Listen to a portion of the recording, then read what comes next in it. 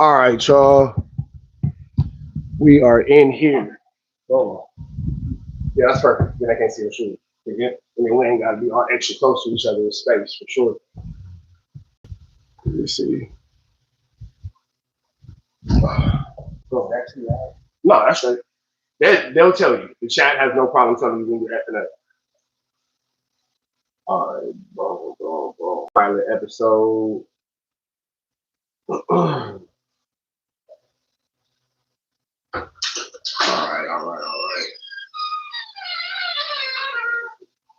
Let's do it. Let me see.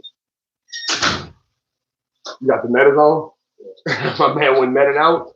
All right. Move, big poodle. Hey, who in here, man? Who in here? Pilot episode. We got to figure out a name for the show, though. What you think? I don't know. I said no playground for obvious reasons, because you know I would call it no playground. Because we didn't have a playground. No, that's the fact. But that's cool. They said it was corny. No, it's not. All right. So chat, we in here, man. Pilot episode 1. What's happening? Does it sound good? Does it sound good? Let me know something. Hold on, chat. Let me pull y'all up on the phone so I can see it. Oh, wait, hold on. Stop casting. Go on. So I'm starting something with the homie, with my best friend, because we be having some funny conversations. So let me know, chat. Are y'all good? Can y'all hear me? Is everything straight? How's it sound? You feel me? The pilot episode.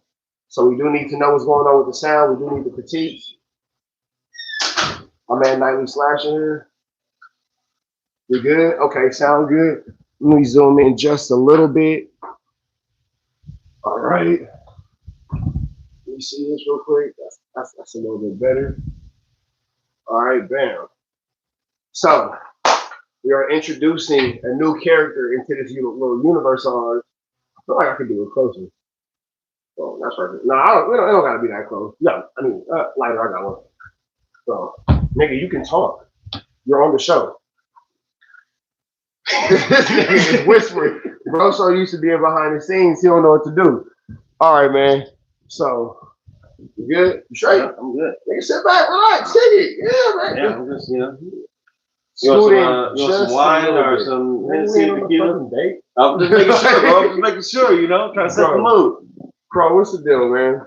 Scoot in a little bit. Me? Yeah, closer to me, just right there. All right. Feel like you kind of got too close. All right, man. So we in this thing, man. Like cook crack in this thing. My God, man. Day uno.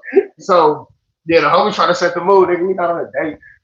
This is my bet. What you gonna use your real name? That's what everybody knows you, man. This is my best friend Seth, man. AKA Mr. Credit Over Judgment. What does that mean? I don't know. You just made that up? Yeah. He just made that up. That's something that nobody's ever called him. So I'm not sure where Mr. Credit Over Judgment came from. Who actually has called you that in real life? Nobody, but it's kind of a moniker I like to go by and a lifestyle I like to go by where I try to offer more credit than judgment. For sure. That fits for you. Yeah, that fits for you. Try to give a little, try to give a little more credit than judging the situation or circumstance. Oh, we got some things to talk about. I'm gonna put him on the WACK100 transmission. We got Luscious Crash Out. He's not into our universe, so this little ghetto universe that we've acquired, he knows about it off what he sees off my Instagram page. Yeah. And that's pretty much where it starts and stops. To give y'all a quick little introduction, this is a pilot episode. We ain't got a name of it yet, but we're gonna figure it out.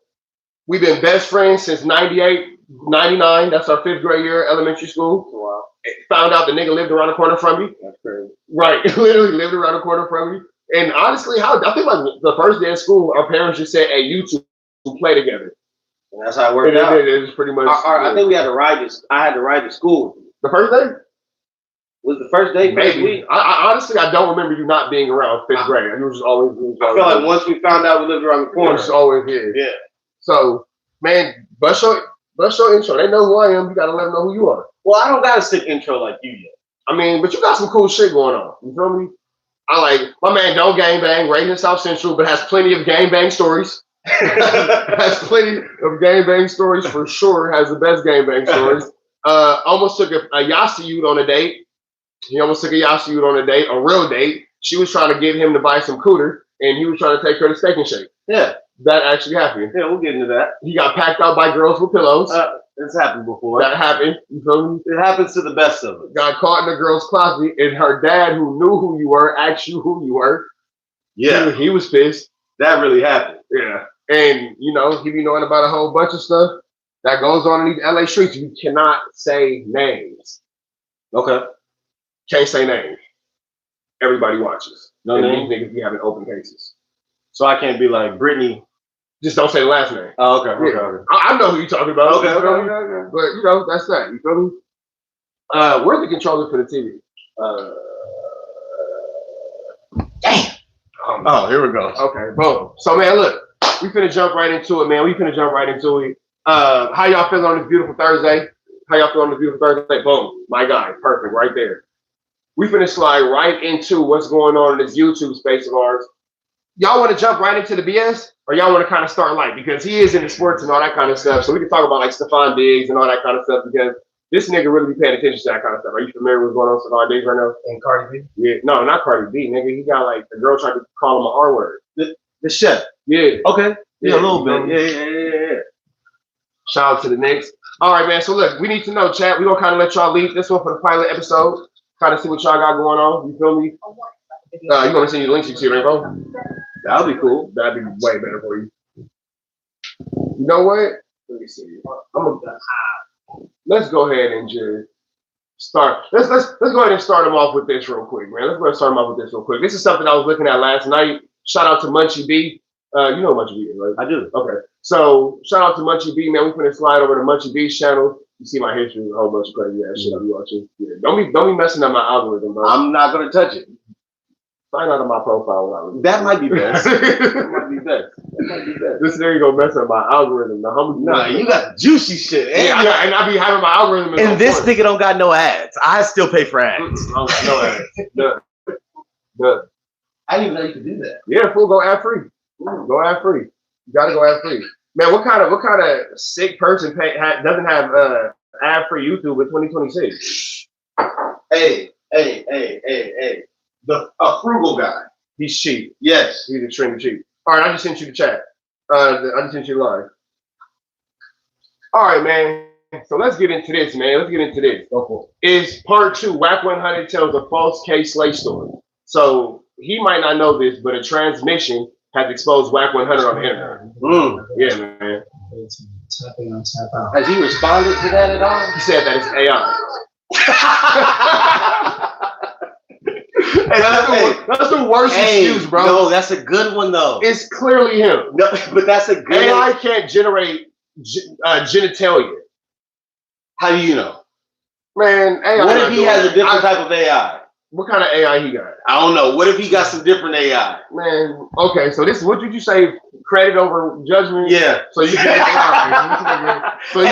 go with the story that okay, so you mean to tell me in the middle of the day, it's a video of this grown man, WACK100, sitting in the passenger seat of somebody's car, going crazy on himself, and the transmission say that they dropped it because he didn't want to pay, and then dropped screenshots of text messages with this nigga's number. First of all, him doing what he's doing to himself on the side of a road is crazy. That's crazy. So that's why I feel like it gotta be AI. Who does that? He does. You've been so enticed by yourself that you just pulled over and got to work. Passenger seat. And got to work. Going crazy on himself. That's what I'm saying. That's self-inflicted harm. That's hand-to-hand combat. But I'm not gonna lie. I wish AI was around when I used to have to give a lot of my excuses to like my lady or something. When you just caught lying. That's a good one, bro. I can use that today. Like, oh, that wasn't me. That's AI. Seth, who the fuck is AI in you, bro? Who the fuck is AI in you? So you are willing to go with the excuse that this grown, but you know what he also says? Well, I also saw a video of Obama in a lowrider today. I don't believe Obama was in a lowrider. But you believe that this nigga wasn't going crazy on himself on the side of the road. It's the same AI. Same AI. And they would have access to the same AI. We all got the same internet. That's a fact. So I'm trying, WACK. I'm just saying, Unky Jack 100. That's my man Jax. That's that boy Jack. Let's see what Munchie B got to say, man. Hey, now what I will say is, this nigga's funny. Munchie B is unintentionally funny. One of those sneaky secrets, you know? And sheesh. All right, so this is how the reactions work. Better yet, I'm gonna give you the controller. Can they see what we're looking at? They can't see it, but they can hear you. Oh, that's so damn. You can turn the camera so they can hear you. On the next one, we're gonna have to figure out a way. We got one. I just have to bring the laptop. You got a laptop? I do, but I don't know where it's at. I bring a laptop. If I had the laptop, we could just picture the picture. No. Next time we'll do that. Pilot episode. Yeah. But then I also say this too. I sent this to the homie that would be overall doing the production for us. He would do that. Oh, cool. Yeah. So this is just a pilot, so he can see proof of concept. Cool. All right. But whenever you want to say something, whenever you want to react, whenever something tickles you, hit the pause button. Talk about it. Okay, I'm gonna do that today because they can't see it. But generally, I hate when the guys just keep pausing it when I know it's a reaction video. That's why you're But when I'm sitting there, I'm like, come on, let it play a little bit. So there's a reason for that, though. Go for it. Because you have to break the. First of all, if you let it play, well, Munchie B's not tripping. The certain people who are tripping, if you let the content play for longer than 3 minutes, that can copyright strike. See? You gotta protect yourself. No, but I'm glad you explained that because for the average people that are out there, they say it all the time. You stop it too much. You stop it too much. I'm trying to avoid this nigga tripping on me. But now, because I have not the best relationship, but a relationship with Munchie B, and he don't give a fuck about the type of shit. You can let his content play all the way through. He don't care. Cool. Well, at least you got to get that out there. For sure. So you ready to hit play? Yep, let's go. Go. Man. Wait, pause it real quick. Okay. This nigga just said, bro is a bondsman, always trying to shoot somebody some bail. Oh, this nigga right here, Mother Teresa, bro. Mother Teresa. Hey, Mother Teresa. I'm not letting that go. That was a good one. Our inner circle calls me that. Oh, this nigga calls me Mother. He calls me Mother Teresa. Hey, I be trying, bro. I just be trying to just, He wants to see the best in everybody. I try, bro. But a lot of people do a lot of fucked up shit, bro. And we gotta hold them accountable for that. But I try to find credit over judging motherfuckers.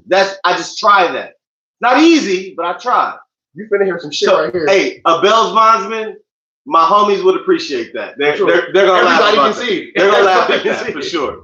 I might break down that Jason Lee interview when Blueface was venting to Jason Lee on how he want to come out the closet. But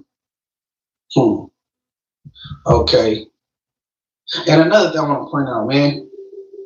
You know me, I know the game business because I'm a game member. You know what I'm saying? A person that the profession is stocks and bonds, they don't know about that because they into stocks and bonds. They went to school for it. Why this man know everybody gay secrets? Because he always revealing somebody as gay. You must be in the circle. Whack. You must be in the inner circle. If you know everybody that's undercover, and you like, I don't know how you know about Benzino or hey, look,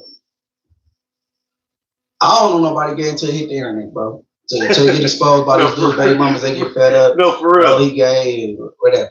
I don't know, but you know all the secrets, bro. Hey, but Tom, you got any gay friends? Yeah. Okay, and would you they can still be your friend, right? I don't fuck with them. Right. So, but they're not going crazy on themselves in the middle of the day on the side of the road. Not that I know of. I would hope that they're not. I hope that they're more respectable gays. So what he's saying though, you can kind of you can agree with. Yeah, man. I don't think that Munchie B says. I did a reaction to this yesterday, but I specifically highlighted it because there's one part that I can't wait to see your specific reaction. Oh, yeah, I set you up. Oh, but I don't think this nigga says anything wrong. The whole cool. Because I'm not gonna lie, I'm in agreement with what you're saying right now. I don't think that Munchie B ever lies. I think that his delivery might be too aggressive for certain people. Maybe for the internet. Because if he was sitting right here, we having nobody would disagree with this nigga. Period. Cool. All the sneaky secrets, but look, it's part 2, man. I had to pick up where I left off at, man, because I ain't done with you, bro. You thought you go do a fake fight outside Blueface a club tour or whatever that bullshit you got going on. No, weed and mushroom. Okay. Yeah, I never had a cut. I got one at the house. I'll bring you one next time. Deja just got it. I'll check it out. Yeah, I'll just take that one. She did it. Did you see Wack get into the fight with Orton? With who? Like at a blue. It's just a scuffle. They don't even show actual fight. He's like at a Blueface show. Short story shorter, WACK is trying to divert us from the fact that last week he got exposed by the transmission, and this weekend he gets into a fight to get people to talk about the fight. And get us off the Munchie B's not going. Right. Munchie B said, I'm going to make it a point to keep this in the algorithm. Well, we gotta hold people accountable. Gotta hold people accountable. You know? So I get it. Hold them to the we gonna forget about that you had your wee out and the transgender posted it on Twitter. And it's on my Twitter too. Y'all wanna go see it? Everybody look. Go to MB_THA Mayor. I don't know what's up with you. Y'all butt naked asses is going on my Twitter. Oh wow! And look, somebody sent me the original picture when he was booty up. When Meekins took that picture of him in the room, he going on there too. Oh, wait, are you aware of that? I'm gonna kick it off, man. Go ahead. Wait, so you're unaware of any of this freaky allegations or freaky things that WACK has going on? I'm really not up to speed. I would hate to flood you with eye busters, so I'm not going to. But there is a girl who called WACK. They was in a hotel doing they do, and she took a picture of him as he's laying on his stomach with his feet dangling. Yeah. And then she said that she hit him with the three of them. Yeah. She said that he requested the 3-finger come here.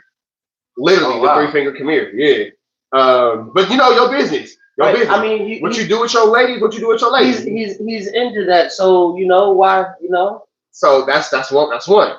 Then he has a trans woman on his staff that he's very fond of. Gotcha. And he helps run the gauges. Maybe too fond of. Yeah, that's where we're gonna get into that. Gotcha. And then so that's 2 and 3. And then 4 is now with this new exposing. Yeah, the homie not familiar with what we got going on. But damn, so we about to get into that. Tricky. He's a habitual offender. Who this? Because I don't know who this is. We ain't gonna get into that one. I hope y'all see. And that was 3 years ago. But guess what happened after that? Naughty became, a real certified exposer. That's Naughty. She's certified with person. So that's what came from that. Now let's get into it though. They can't watch you read the chat. Right? You gotta interact with these niggas. I should put it down. Yeah, you should. Right down. TV. Here. What is this CeeLo? It's your boy Stevie J from the SG. Went in there. Look, we going through these rooms, which is transgender period rooms. That's y'all thing. oh shit, no. I specifically told her to take the fuck out the cash app room. That is male, female only. That's it. You know the cash app room in the Clubhouse? Okay, so on Clubhouse they got these things called cash app rooms where the girls go in and they solicit their OnlyFans or they might solicit their adult content or whatever. And the dudes send the cash out to them, they link up, in the DMs and they exchange. You know what I'm saying? Sometimes they might even link up to have a nice hearty breakfast after a long fun night. Okay. You feel me? So the transmission woman girl person has decided to slide into those spaces. Okay. And WACK is upset about that. I would be. But he's not upset for the reasons that you're upset. Okay. WACK wants to keep this person to himself. Why? Because so he's trying to cut. I don't need no motherfucking body in there new coming in and making a mistake. So now he made up an excuse to go holler at his, his girl, the transgender partner Naughty, who's in the 100 team 100. Wherever that woman. Just off top, like, is that a little strange to be kicking it with trans? I've never personally done it. But we don't judge niggas that do. So you know what? Nah, this is not stay place. So this is not the first thing that I'm gonna say. I've never personally done it into this video. There'll be another part. I don't want to ruin it, but I have never found myself in an environment to where, you know what? I do have one trans person that I know that I am cool with, and she is a proud trans woman, and she's actually running for mayor of Moreno Valley. See, I don't see no problem with trans people or none of that. My issue is when you try to front like you're something you're not. That's my issue. Like if you're trans, be proud of being that. Be you. If you like to go crazy on the side of the road, go crazy on the side of the road. Go crazy on the side of the fucking road, That's it, bro. That's real shit. Yeah. But if somebody asks you, did you go crazy on the side of the road? And we have a video if you going crazy on the side of the road, please don't say it's AI. Hey, come on. It's you on the side of the road. It's you on the side of the fucking road, bro. Hey man, I need y'all to share the link, man. Share the link. Pilot episode. Talking to a penitentiary nigga, right? See, I don't want to hear this. Yes, you do. Like, bro. I get some context. On Clubhouse, they got these different rooms, and they got a room called the Cash App room. And you know, you had little 304s or only fan females in there that be in there, dialoguing with, what I'm saying, brothers or whoever else. And you know, they'd be sending money for Cash Apps, or they might link. I mean, sending Cash Apps for content, for pictures, videos, or they might link. But here it is, WACK. He's going, but he don't want Naughty, the transgender, his boy. I mean, it's him. He don't want him. He don't want Naughty in that room. He said, straight men and straight women. He don't want nobody. He the only one that can give the transgender some money. Why the transgender can't get no money? All right, keep going. And that was my point. And that was my point that I was making last night. Why are you stepping on the transgender's trap? If that's what somebody want to pay for and facilitate, why the transgender can't run it back? Now, my thing is this. What if he's taking care of the transgender to where like you don't need nobody else for it? You just get mine. Let me ask you a question. If you had $1 million right now, no, we live in LA. If you had $50 million right now, you could arguably be straight the rest of your life. Period. If you were walking down the street and you saw $1, would you pick it up? I would. Okay, so why the tranny can't pick up? Why the transgender can't pick up the $1? Because that dollar. Too much money ain't enough money. But that dollar, no, I agree with that. But if somebody is taking care of you, they're gonna be like, "Why are you picking up that $1 and I'm giving you?" Because you're giving me, I gotta make sure I can cover myself. What if you stop giving? See, I totally hear what you're saying, but you know how pimps feel. You know how people that are providing for situations is crazy, bro. So hey, it's no different. You can catch feelings for whatever. Yeah, that's for sure. You know, that's for sure. Go here too. Okay, You in trouble, Naughty. I almost want to say that's not with y'all women. There you go. Y'all wait, what's not fair? Like pimping the train, bro. Yeah. Like, that's almost not fair. Honestly, I feel like that's more fair than yipping on a regular girl because that's a fair fade. Well, that's a fair fade. My thing is with the regular girl, she may just have more action. With the tranny, like with the transmission, that is a special selection. Yeah, for sure. You know, like you gotta request that. Yeah. Yeah. So maybe he's upset that the price wasn't high enough because it's like, like specialty pizza. Exactly, and I think he wants to kind of keep it to himself. It's the meat lovers. Oh my God. You just don't stop, do you? You just don't stop. That was off the top of the dome, huh? That came out the Super Bowl.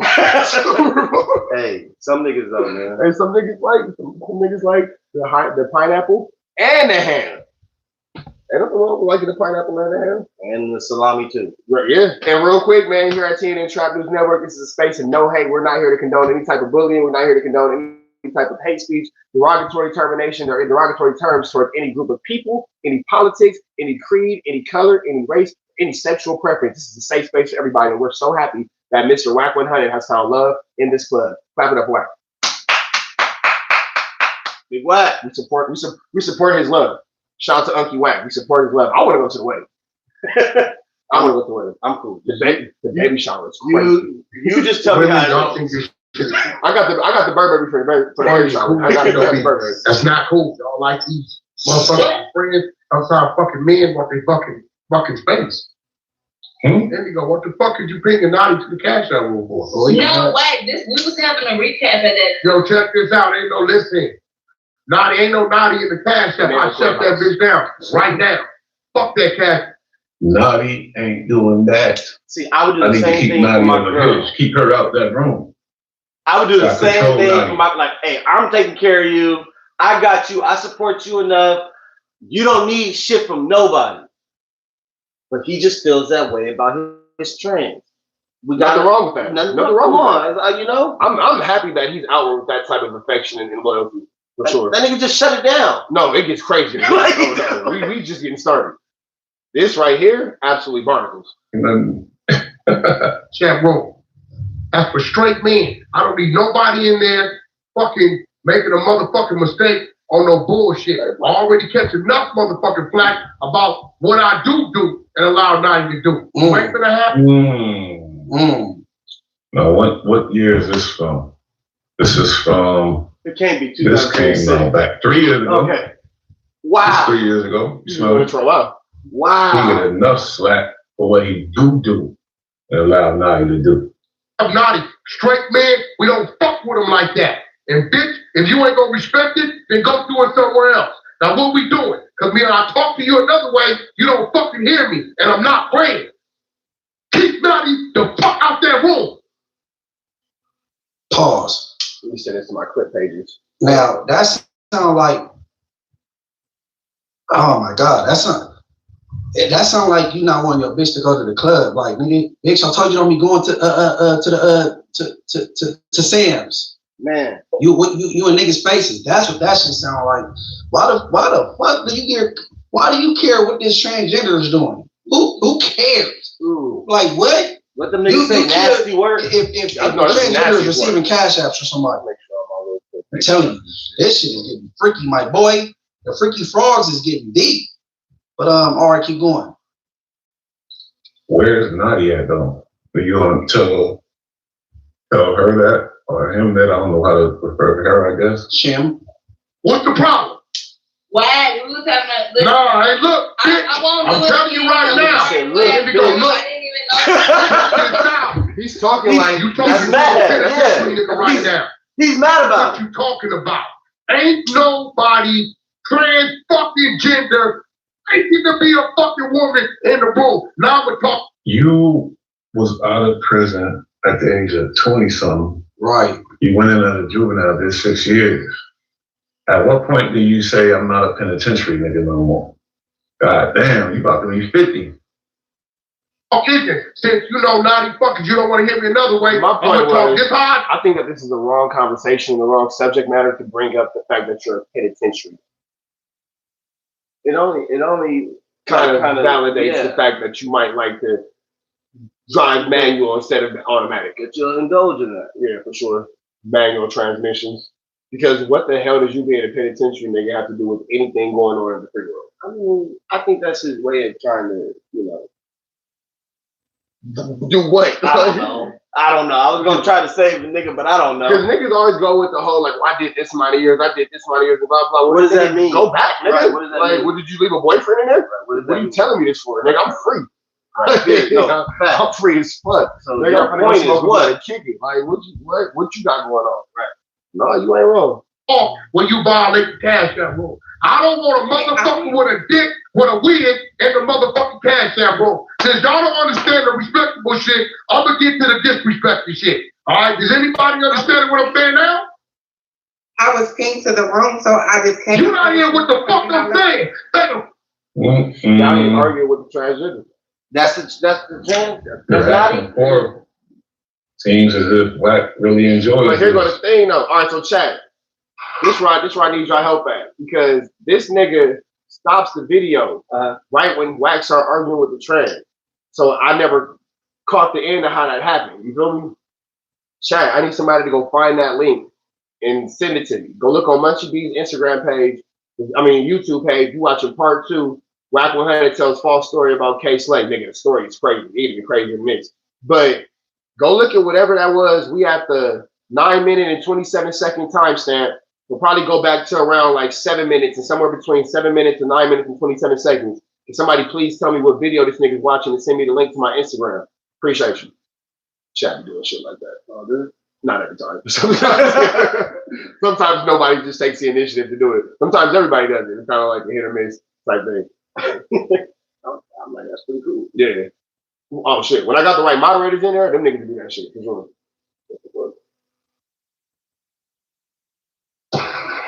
Let me check out the homie right here. Hold up. What's his name? All right. It's a pattern. That's 3 years ago. Hey, my thing is, bro, he got adult children, right? Okay, his son, LaDon, he's gay. He's an open gay man. But he have a daughter, bro. And your daughter see this. Your daughter go see you arguing back and forth with a transgender and checking another transgender, checking them like the transgender is your bitch. For sure. Telling Shim what Shim can and can't do. We all saw the same thing. This is, man, look, man. Well, This gotta be embarrassing to your family, bro. You gotta be, bro. All right, keep going. Man is king.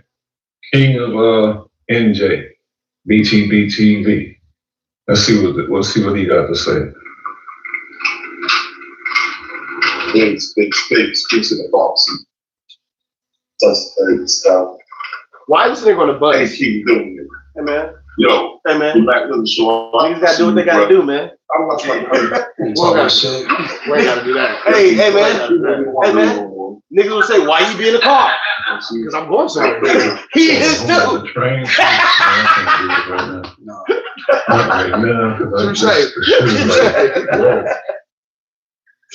Touche. He just don't know what you got. That's dealing with that. Since when that became a thing, dude. From Benzito On a bus is to wild. this dude I'm to just that. saying, car is cool, but on the bus is a little wild. Hey, but you know what though? You might be striking, nigga. I'm still 150 a week in gas. That nigga might be striking. I might be the idiot in this conversation. Real, bro. He might be like, you need to get on the bus. Dumbass, But nigga. I I'll feel pay like $30 the bus would be way more noisier than the car. for sure. Yeah, the public is. Dude. Almost like, see everybody doing it. Well, look, this is Chris Webber.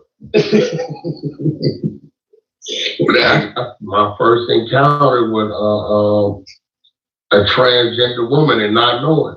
That's the night that made a 50,000. Now I want everybody to listen to this story. You go back. Rest Take in it back. peace, Take it Case back. Slate, Take it right? back. And it'd be bad when people tell stories about people that's See, this is how like when your homie tries to tell you a story and you know it's about to And go then all left. the people. This is how it goes, bro. For sure. This nigga starts the story off with, let me tell you about my first time with a trans woman and I didn't know it. Right. Exposed that's dealing with that. Since when that became a thing, dude. From Benzito to this dude to that dude. Almost like, see everybody doing it. See everybody doing Well, it. look, this is Chris Webber. My first encounter with a transgender woman and not knowing. That's the night that made a 50,000. Now I want everybody to listen to this story I'm about to tell. Rest in peace, Case Slate, right? And it'd be bad when people tell stories about people that's resting in peace, man, because they can't counter this. And I don't think Case Slate would like this story, right?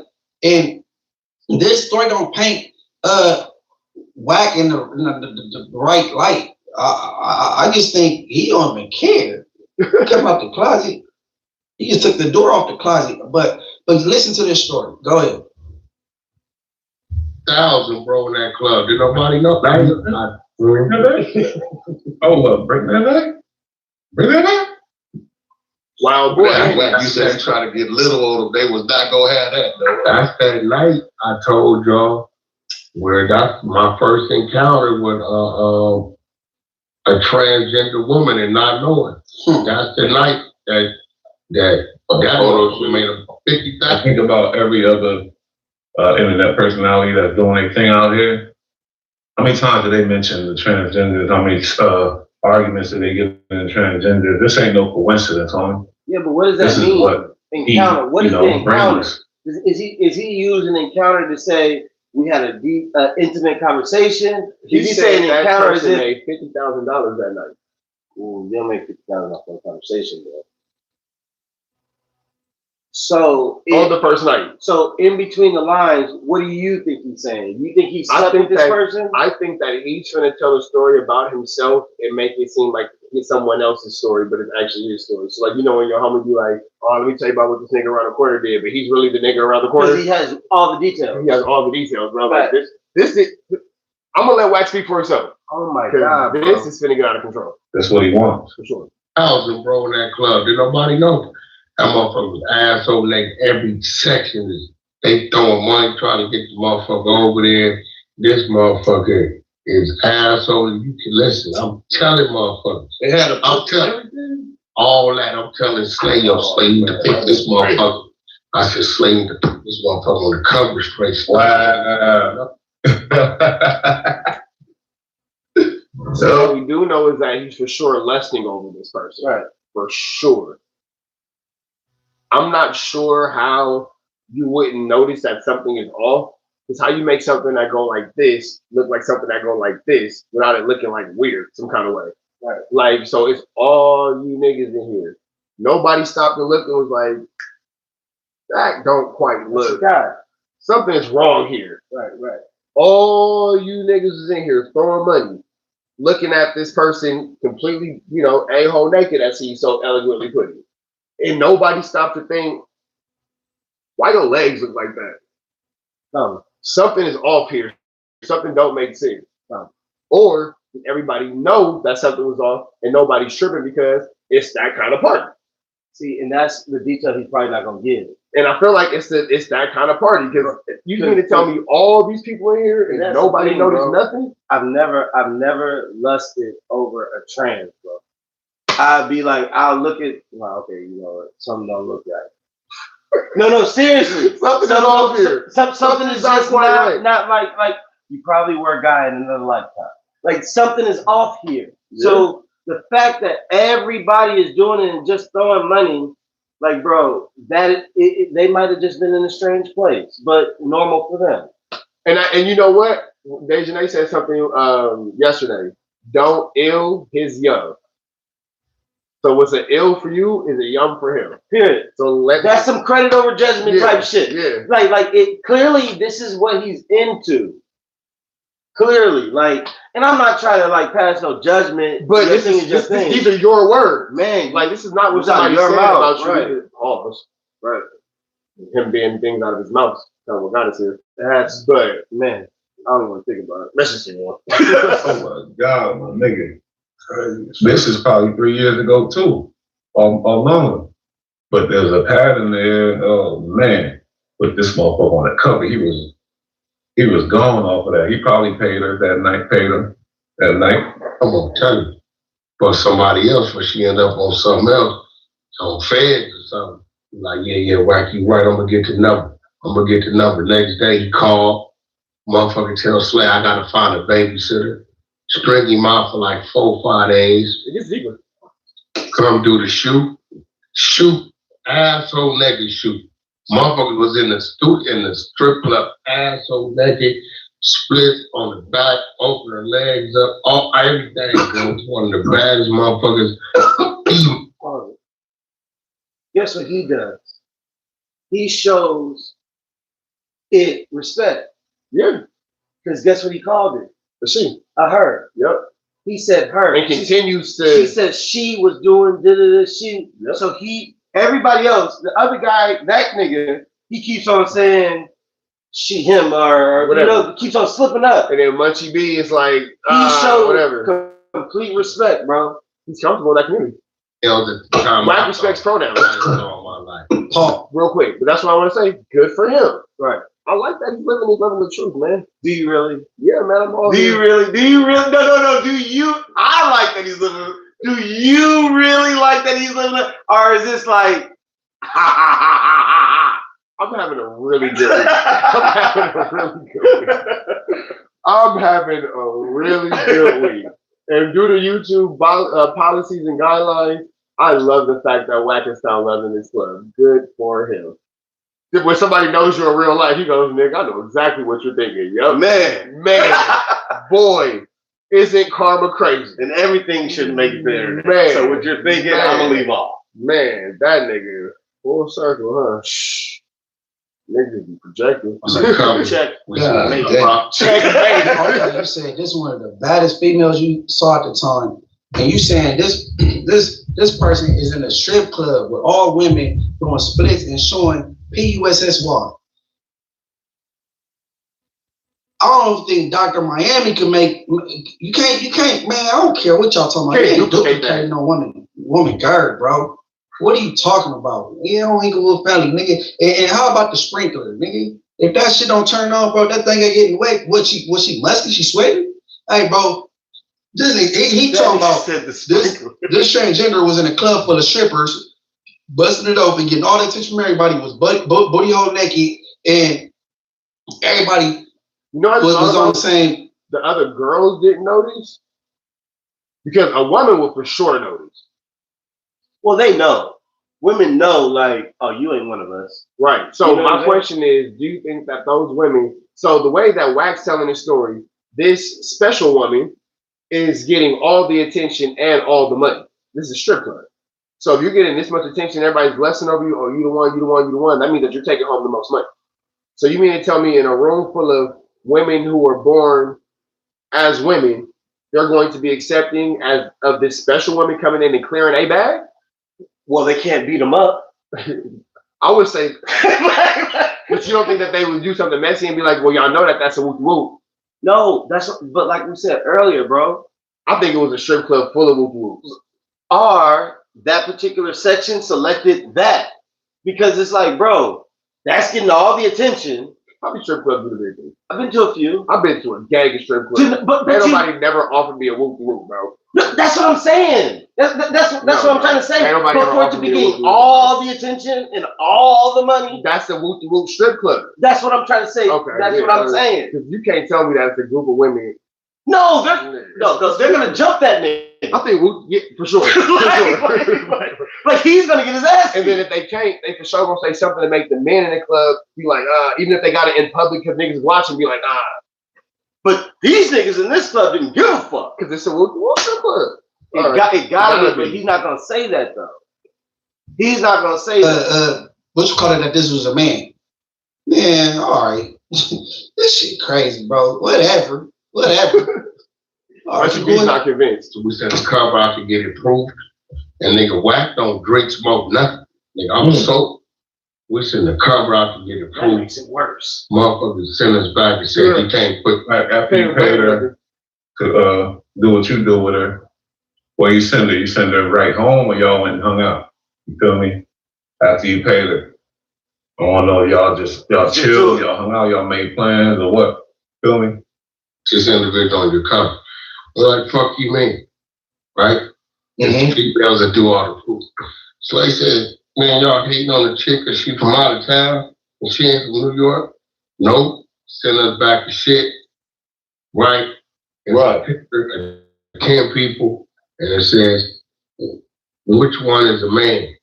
Right? Mm-hmm. And then beneath it said all of them. And then there was a video. I guess that people in Atlanta might know this. People in Atlanta might know this. At the time in Atlanta, they had a transgender type competition or some shit like some type of modeling show. And this motherfucker won the motherfucker the last 3 years in a row. Oh, hell no. Nigga, what threw me off. You like, what kind of competition? Is that what it was? This bitch went to. Yo, Naughty, is that what the name of that was? Yeah, Naughty is the other transgender that, in his clique. And he's speaking on another transgender that he was into, and he made K Slade get the cover, make her get the cover. That's what he said. He probably did that, and at the same time, we know he got that number too. And we know he was probably dealing with it too. It was the kind of go for it. Morally. Not even morally, because it's not even a moral conversation. The preference conversation. So let's just say you were pimping, right? Okay. Let's just say. Gotta say yimping. Okay, yimping. So let's just say it was a guy that wanted to be yimped. Would you yimp him? No. You see what I'm saying? No. No circumstance. I feel like you gotta kind of be into. And you know what? I wouldn't even have to offer this nigga therapy. Like, bro, you need to go to you need to figure out life, my boy. I'm saying, like, whether you pitching or catching, you tripping, my nigga. Man, bro, that's bro. Psychologically, this is some deep shit. Man, this is some deep ass shit, bro. Psychologically, rabbit hole. Man, bro. We're only episode 1. Wow. How do you go through this? Every day. Ooh, it gets deeper than this. This shit is wild. Yeah, man. This is for real men with trans women, and they compete against each other to see who look like the realest girl. Yeah, so this one I won the last 3 in a row. So this had to been like 2009, 10, 11, or 8, 9, 11, somewhere around there, right? Hey, we're like, so Slay get mad now. Now he's furious, right? Slay called over there. He called a chick who he got the number through. We're like, yo, did you know this? She like, hell no, Sly didn't know. She was in the dressing room with us, and none of us know. You know, we'd have told you. You know, we don't play that shit. So look, so now he's saying that the girls are making it seem like they didn't know that was blah blah blah. But you mean to tell me that it's a room full of women and it's a whoop in the same dress room with them, and then women don't realize that something's off? That doesn't make sense. Right? That's the story he's pitching now. That don't make sense at all. You can't tell me that in a room full of women they wouldn't recognize, at least one of them wouldn't say something don't make sense here. Right. Even if they didn't full blown put their finger on it and say, hey, that's whoopie bam, something's not quite right here. Right. And they know. Come on, boo. I'm just saying my man found love in his club. That's all I'm saying. So wait a minute. Pause. Super pause. All right, so he's saying him and K Slay hollered at the girl that put him in contact with the transgender, and she's like, no, we didn't know she was a boy. She was in the locker room with us. Not, man, get up out of here, bro. Much of he's not going for it. Wasn't no transgender in the locker room full of women, and they didn't know that was a boy. Come on, bro. Come on, man, bro. This dude he been dropping crumbs, bro. He been trying to give us clues that he like boys. That's what it boys comes to. My first time hearing like this is you can this clearly is see disturbing, like bro. he's into. And look, And mind you, this is 3 years ago. The pictures of him having road rage, as he would call it, is from like last week. Wow. So from as far back as 3 years ago to as recently as last week, you keep having these little sprinkles. And then, is it this one or it's another one? Bro, get into a whole argument with the Yaz Yenders. And then the Yaz Yenders start saying, well, you had a clip of you on the website Lipstick Alley from 2011, and you got to remove the Lipstick Alley. And instead of being like, no, if I said right now, man, Seth, you just kicked the TV, you would be like, no, I didn't. That nigga goes, man, well, if it's not on the internet, then where is it? Nigga, they just said you had to remove. So, like, it's like, That was funny, too. I don't know if it's this video or the other one where he every gang member around him is weird, too. On Inglewood Valley, y'all, what's wrong with y'all? Keep telling me I'm a penitentiary nigga. Man, you been out the pen 30 years, nigga. You ain't no penitentiary nigga. Nigga, you been free, nigga. You stupid ass nigga. You on the police payroll, nigga. What you talking about? I'm a penitentiary nigga. No, the fuck you ain't. You know, what's being outraged? Which establishment hired a transgender and nobody knew? You're fucking right. That's cap. That's cap, man. You know? The chick get on the phone. They're like, yo, let me ask you a question. No, y'all know Slade talk like this. I know you got a kid, right? She's like, yeah, I got a little daughter. Okay, right. So here go the question. Are you the mother or you the father to that kid? Because I just got some crazy shit back, right? Slade got on her line. Hey, listen, you know, that's how Slade talk, right? You know, them New York niggas. You know, right. Mother or the father to the kids, yo. You know what I'm saying? Nigga, that motherfucker hung the phone up. Old girl said by the time she got back to the spot that she was staying with her, she had packed her shit, was gone. She was out of it. Period. Next time this motherfucker been running around. Next time I seen the individual, I ain't gonna say who it was, but she was standing next to an NBA basketball player, hugged up. He was grabbing the ass cheeks and all that. I said, oh, hell no. Yep, nigga was. And you was jealous. You was jealous. Nigga was praying for the motherfucking ain't the team in Sacramento. Oh my God. He was praying for the team. Boy, you gotta tell him. Hey, seeing your chick with an NBA player got hurt. Man, that nigga lost his chick to an NBA player, man. Because we respected the pronouns, man. That's your chick. I ain't mad at you. Do your thing, man. He was jealous. Jealous. That nigga sick, nigga. Oh, she courtside. Oh, man. Man, he was praying for the Sacramento. Riding the pine. Wait, hold on. I'm going to give you a hint. He was an LA nigga. He don't like the nigga because he's jealous. So he'll expose him if he come down to it. he mad that the nigga got the something that he was into. Playing for the Sacramento Kings. So it was. Who, Chris Webb? Damn. She been with my Nigga, and I used to go to records. Yeah, I told you. Okay, so now we know Chris. I told you. Chris Webber and Wack go to the Boy, same person. man, he wanted that. Well, you be real like Chris Webb. If that's what you into. What? And everything. You all play ball. She threw the nigga out. Damn. Wack play ball too. Yeah, that's Chris Webb. Balls in the Real back. couple with Chris Webb. Yeah. Let me stop this. Hell of a baseball player, that Wack. Nigga just sat back. I was like, but I'm asking myself, like, damn, Slay, you think he know? Shorty said, who Chris Webb? Because she already got a hint. She already got an increment of who it is. Because he told her. Damn. Told her. Well, he got no. She don't know basketball like that. But I'm thinking when you get I up don't know close and Chris Webber. Come personal, on now. right? Why is this a topic? You feel me? Because most real niggas, I don't No disrespect, but don't nobody know Chris Webber stats like that. No, Chris Webber was a hell of a basketball player, amazing This guy's basketball player. 26 after all. But she don't know that, bro. And I thought he said it was in LA. Notice that nigga said hell of a basketball player, and this nigga throw out no Chris Webber stats. No. He was a really good ball player. Yeah, I mean, he's good on the game, Yeah, he is. Chris Webber can do a lot. but we'll get championship.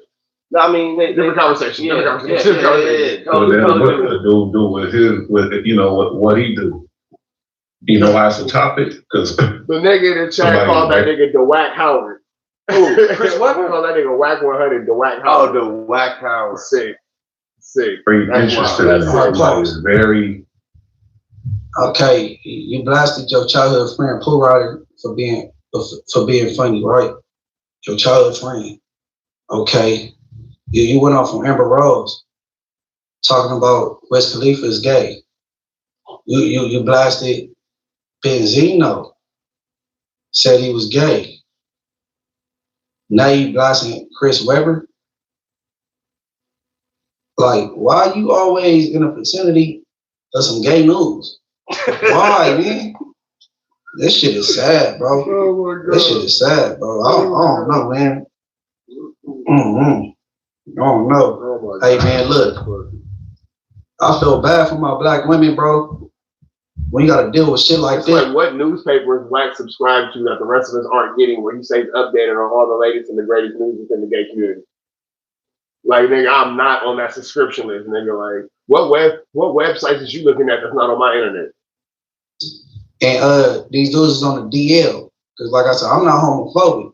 But don't be living a double life and bringing back shit to not even black women, to women, period. Like, nigga, living your truth. If you gay, you gay, bro. That's cool. Ain't that what I said in the beginning of the conversation? Like that's the only thing I got an issue with. Is it, nigga, if you like what you like and you scared to tell the world you like what you like, that's a problem. Like that's a whole big insecurity on a whole nother But here's level. the thing too, though. Wack has used that as a weapon against so many people that this is the most ironic situation. Because he'll say that he has, a sex tape with Nipsey Hussle and all that kind of stuff. And then he'll be like, oh, well, this person's a snitch. His biggest thing is to call somebody either a snitch or gay. You feel me? Now, ironically, you're a alleged homosexual snitch. On paper, they showing out you right now. This is what's really going on. And in real life, Wack has been named as a victim in the Big U RICO. The federal government has charged Big U with assault because Wack keeps going on no jumper talking about how he got ran out the Novo. So they put that on Big U. The first one was don't let me lie. Basically, they was just mentioning, it's a word I'm looking for. I'm high. It's a word that they was just mentioning it in their case. You feel me? But now it's no, we're not mentioning it, nigga. You're getting charged with it. You feel me? So that's that. D Britt, what's the word I'm looking for? You know what I'm talking about. So he's named as a victim in that. In court documents and federal documents, Big U lawyer only refers to Wack as an informant. You feel me? And then now you got this coming out. So the two things that you kept calling people and trying to destroy people with is what you proven to be. Yeah, but Allegedly. but you know, all your years in your experience of life, isn't that how it goes? That's what I'm saying. overt acts when they bring the shit up and don't just charge you with it. But isn't that how it goes? Like the main person that's hollering their this and that ain't really, you know, for sure. Main nigga talking about loyalty and I'm a ride for my niggas, die for my niggas is that's not how it goes. You know what I mean? So I get it. I just wish like this is why like a nigga like 6ix9ine is still making it. I believe because my nigga did what he did, but he's not running from the fact of what he did. True. You know what I'm saying? He's living in the truth. He's living on that. I snitch, so what? What you gonna do about it? You know? And if you fuck with me, I'll tell you too. but it's like, bro, I'd rather know what I'm dealing with than not know what I'm dealing with. So let me ask you this question. With the little you know, because now you're getting introduced into this universe, that's why his reactions are so fucking funny, because he's all new information. Man. From what you little bit do you know that it's wrong to do business with WACK? See, now business and what he does personally, two different things. I'm talking about as far as like his reputation, as far as true businessman, shady nigga, snitch nigga, blah, blah, blah. Is this somebody who you would want to feel like, all right, I want to do business with this person? Man, if I'm being righteous and doing good business, I can. I can do business with anybody. I can for sure do it with him. Because when it comes to the art of doing business, he does do good business. Now, does he have some character flaws like we all do? Absolutely. I got him, Chad. I'm gonna let him get it off. He's not perfect. Pause. He's not perfect, you know, and we all have flaws. But when it comes to like doing business, because we gotta look at who he's done business with. Has the game been successful?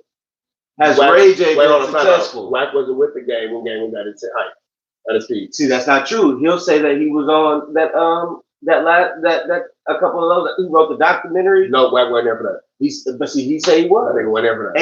And the album that had the Jesus pieces on it. I don't really know, but he said he might have been around for that, but for sure wasn't around during the G Unit days. Oh no. I don't know about G Unit. I don't know, but WACK has had some success. Okay. Blueface was successful. So let's look at it like this. And as recently as this week, let's say last Thursday. Mm-hmm. WACK is on all on No Jumper. Adam goes, hey, how come you haven't paid Blueface's trainer his $12,500? WACK goes, what are you talking about? Plays done, blah, blah. They call the trainer. WACK blows up on the trainer because he's like, bro, you haven't paid me. You're lying for content, you're lying for clout. You actually haven't paid me. WACK goes, well, I'm in a lawsuit, so because I haven't been paid for my lawsuit, I'm not going to pay you. And now since you called it to me crazy, I'm not going to pay you at all. What are you asking me about that? Still saying good businessman? I don't like. To me, that's not good business. But I don't even know what the arrangement was. I don't know. Nigga, the arrangement was I train Blueface whether you win or lose. You owe me $12,500. Now is he responsible for paying Blueface's bills? Yeah. Okay. See, we can look at that the same way we can look at that. We could also say, did Blueface come home after prison to a house and a car? No. He did. That nigga's house is for sale right now. Oh, and the cars are being up for repo. Oh, well, then shit. Niggas ain't doing good business. Shit, I don't know. Shit, I thought Blueface came home to one of his houses, and he has a house that's now up for sale. You know, and if that was the case, I'm like, that's good business. Cause that's all you can ask for is like, if I go up for a little while, can I come home? Blueface owes WACK money for lawyer fees and like court fees and all kinds of shit like that because WACK should not have just nigga said, I'll pay your $50, for example, pay your $50 court fee, but you owe me $75 back.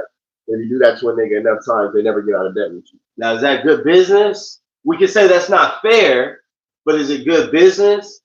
I mean, with that being said, you should have something to deal with the $12,500 that you owe this nigga's trainer. I mean, and he could also look at it like, nigga, I just gave you $75,000. Why you didn't pay that $1,200? But then here's another thing too.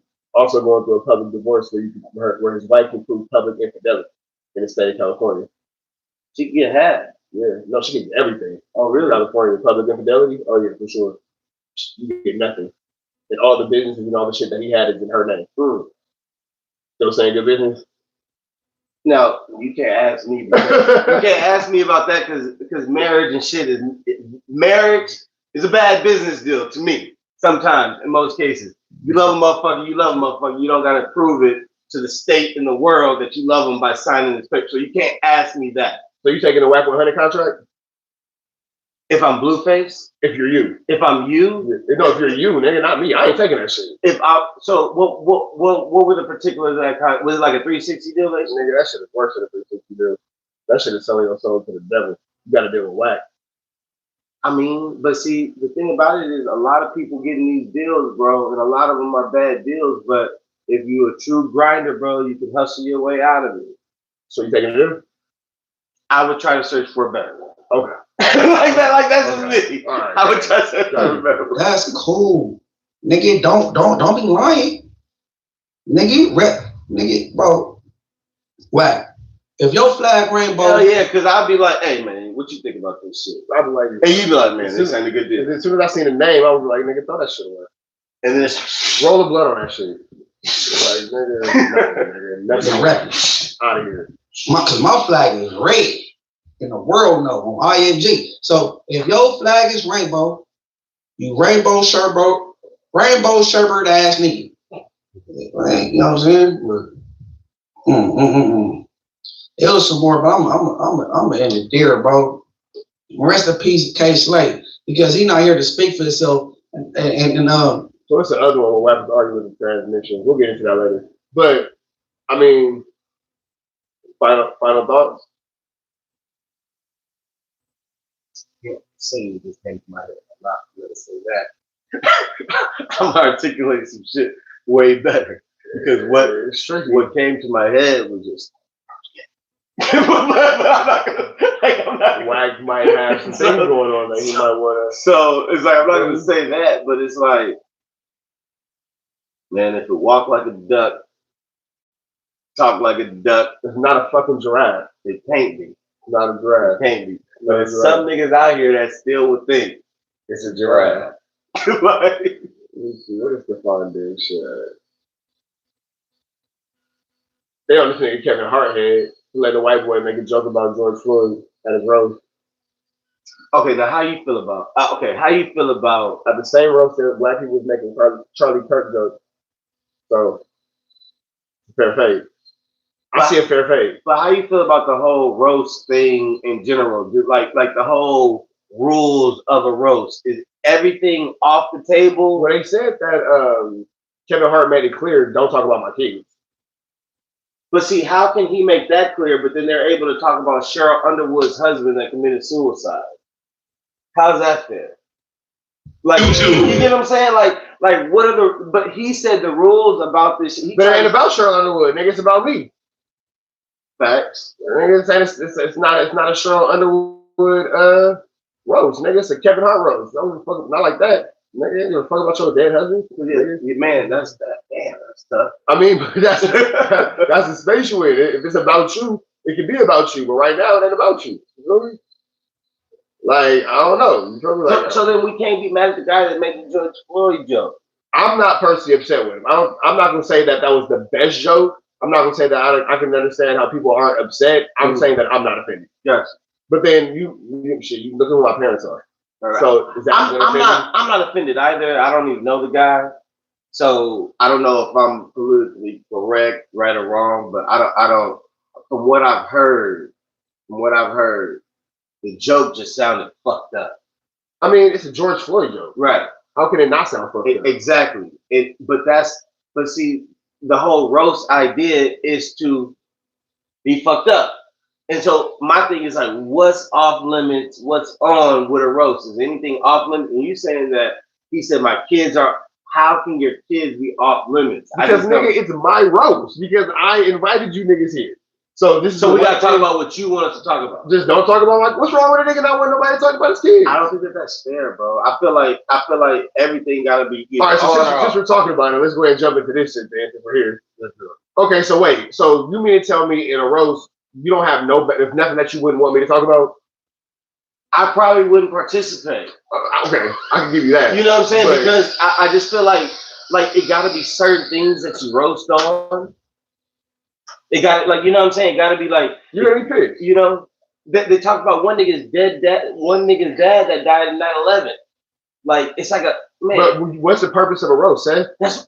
To get shot on, nigga. Okay, but that's what I'm saying. What's off? What's on? The kids are off. I'm not gonna put myself in a position to shoot on me. Exactly. I'm not doing that. You know what I'm saying? I'm not around to get out with you niggas. Like, I'm tripping. Shit, that hurt, nigga. Like, with y'all niggas is one thing. That's you niggas. Everything else, nigga, hey, nigga. Like, yeah, I'm tripping. That's what I'm saying. I'm not playing with no adult, nigga. Because niggas say some they be saying some wild shit, bro. Yeah. It's like that's what you signed up for. Let's see what. All right, we finished everything. Cheers. I like Chick is somebody I really enjoy listening to on YouTube because Chick just got an intellectual curiosity about this. Oh boy, here we go, you guys. Tony Hinchcliffe, bring your white ass here, boy.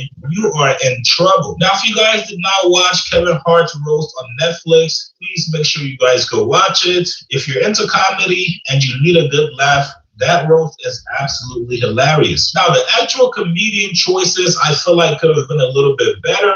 However, if this is who Kevin Hart wanted to roast him, who are we to disagree? Now, you guys know how it goes when it comes to comedy, especially... One thing I don't understand is why this nigga chose The Rock is like Tom Brady.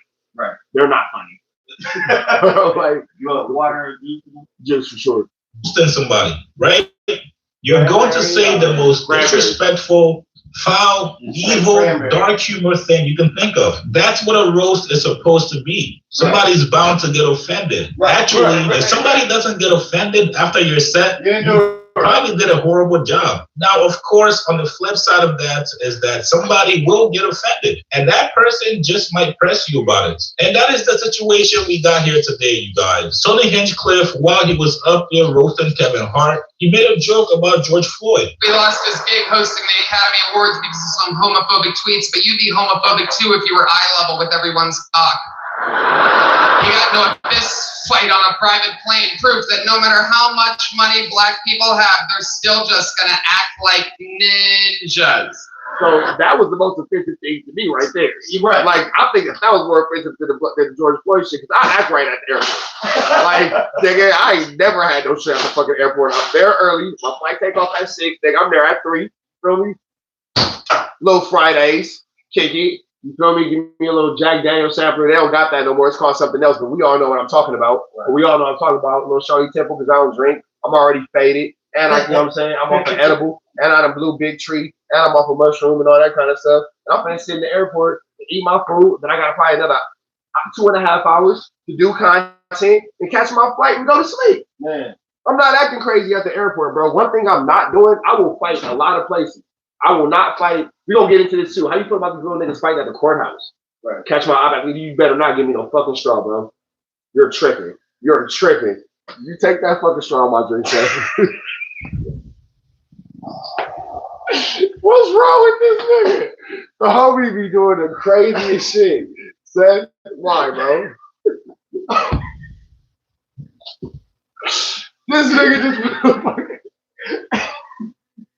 fucking. Oh my god, bro, that shit just really happened. Oh my god. Man, no more WACK100 content for you, bro. Shut up, bro. Oh my god. Oh man, let's go back into this fucking content, bro. Let's go back into this fucking content. Man, this nigga's wild. Like Bill Cosby, Hart is a black comedian from Philadelphia. Like Bill Cosby, women don't know when Kevin is inside of them. You've done good though, Kevin. The black community is so proud of you right now. George Floyd is looking up at us all, laughing so hard that he can't breathe. Now, rest in peace to George Floyd. You guys know that is a very controversial topic. So what's offensive about it? That he can't breathe, or that he's looking up from him? I think just the fact that overall that he's really dead. I mean, oh my god. Oh, I didn't mean. I'm not laughing at. I mean, that. Charlie Kirk's not here, right? So what's the difference? It's not. It's not. Well, I guess they'll say that because George Floyd, his was like it was rooted in racism, and the police officer did it because he was black, and then Charlie Kirk because he's an asshole. For some reason, white people are super obsessed with George Floyd. If any of you guys are on Twitter, you guys know exactly what I mean. Yeah. So after Tony Hinchcliffe made white people are pissed at Juicy right now and making that George. He made a clip about being Charlie Kirk's wife. Oh, that shit is hilarious. Joke about George Floyd, that joke came with a lot of backlash. So much so that Kevin Hart had to get on his Instagram page to let people know exactly the point of a roast. Kevin Hart made a video to defend every comedian that hit the stage that night. He praised every single comedian for basically doing their job in a roast. Here's what Kevin said.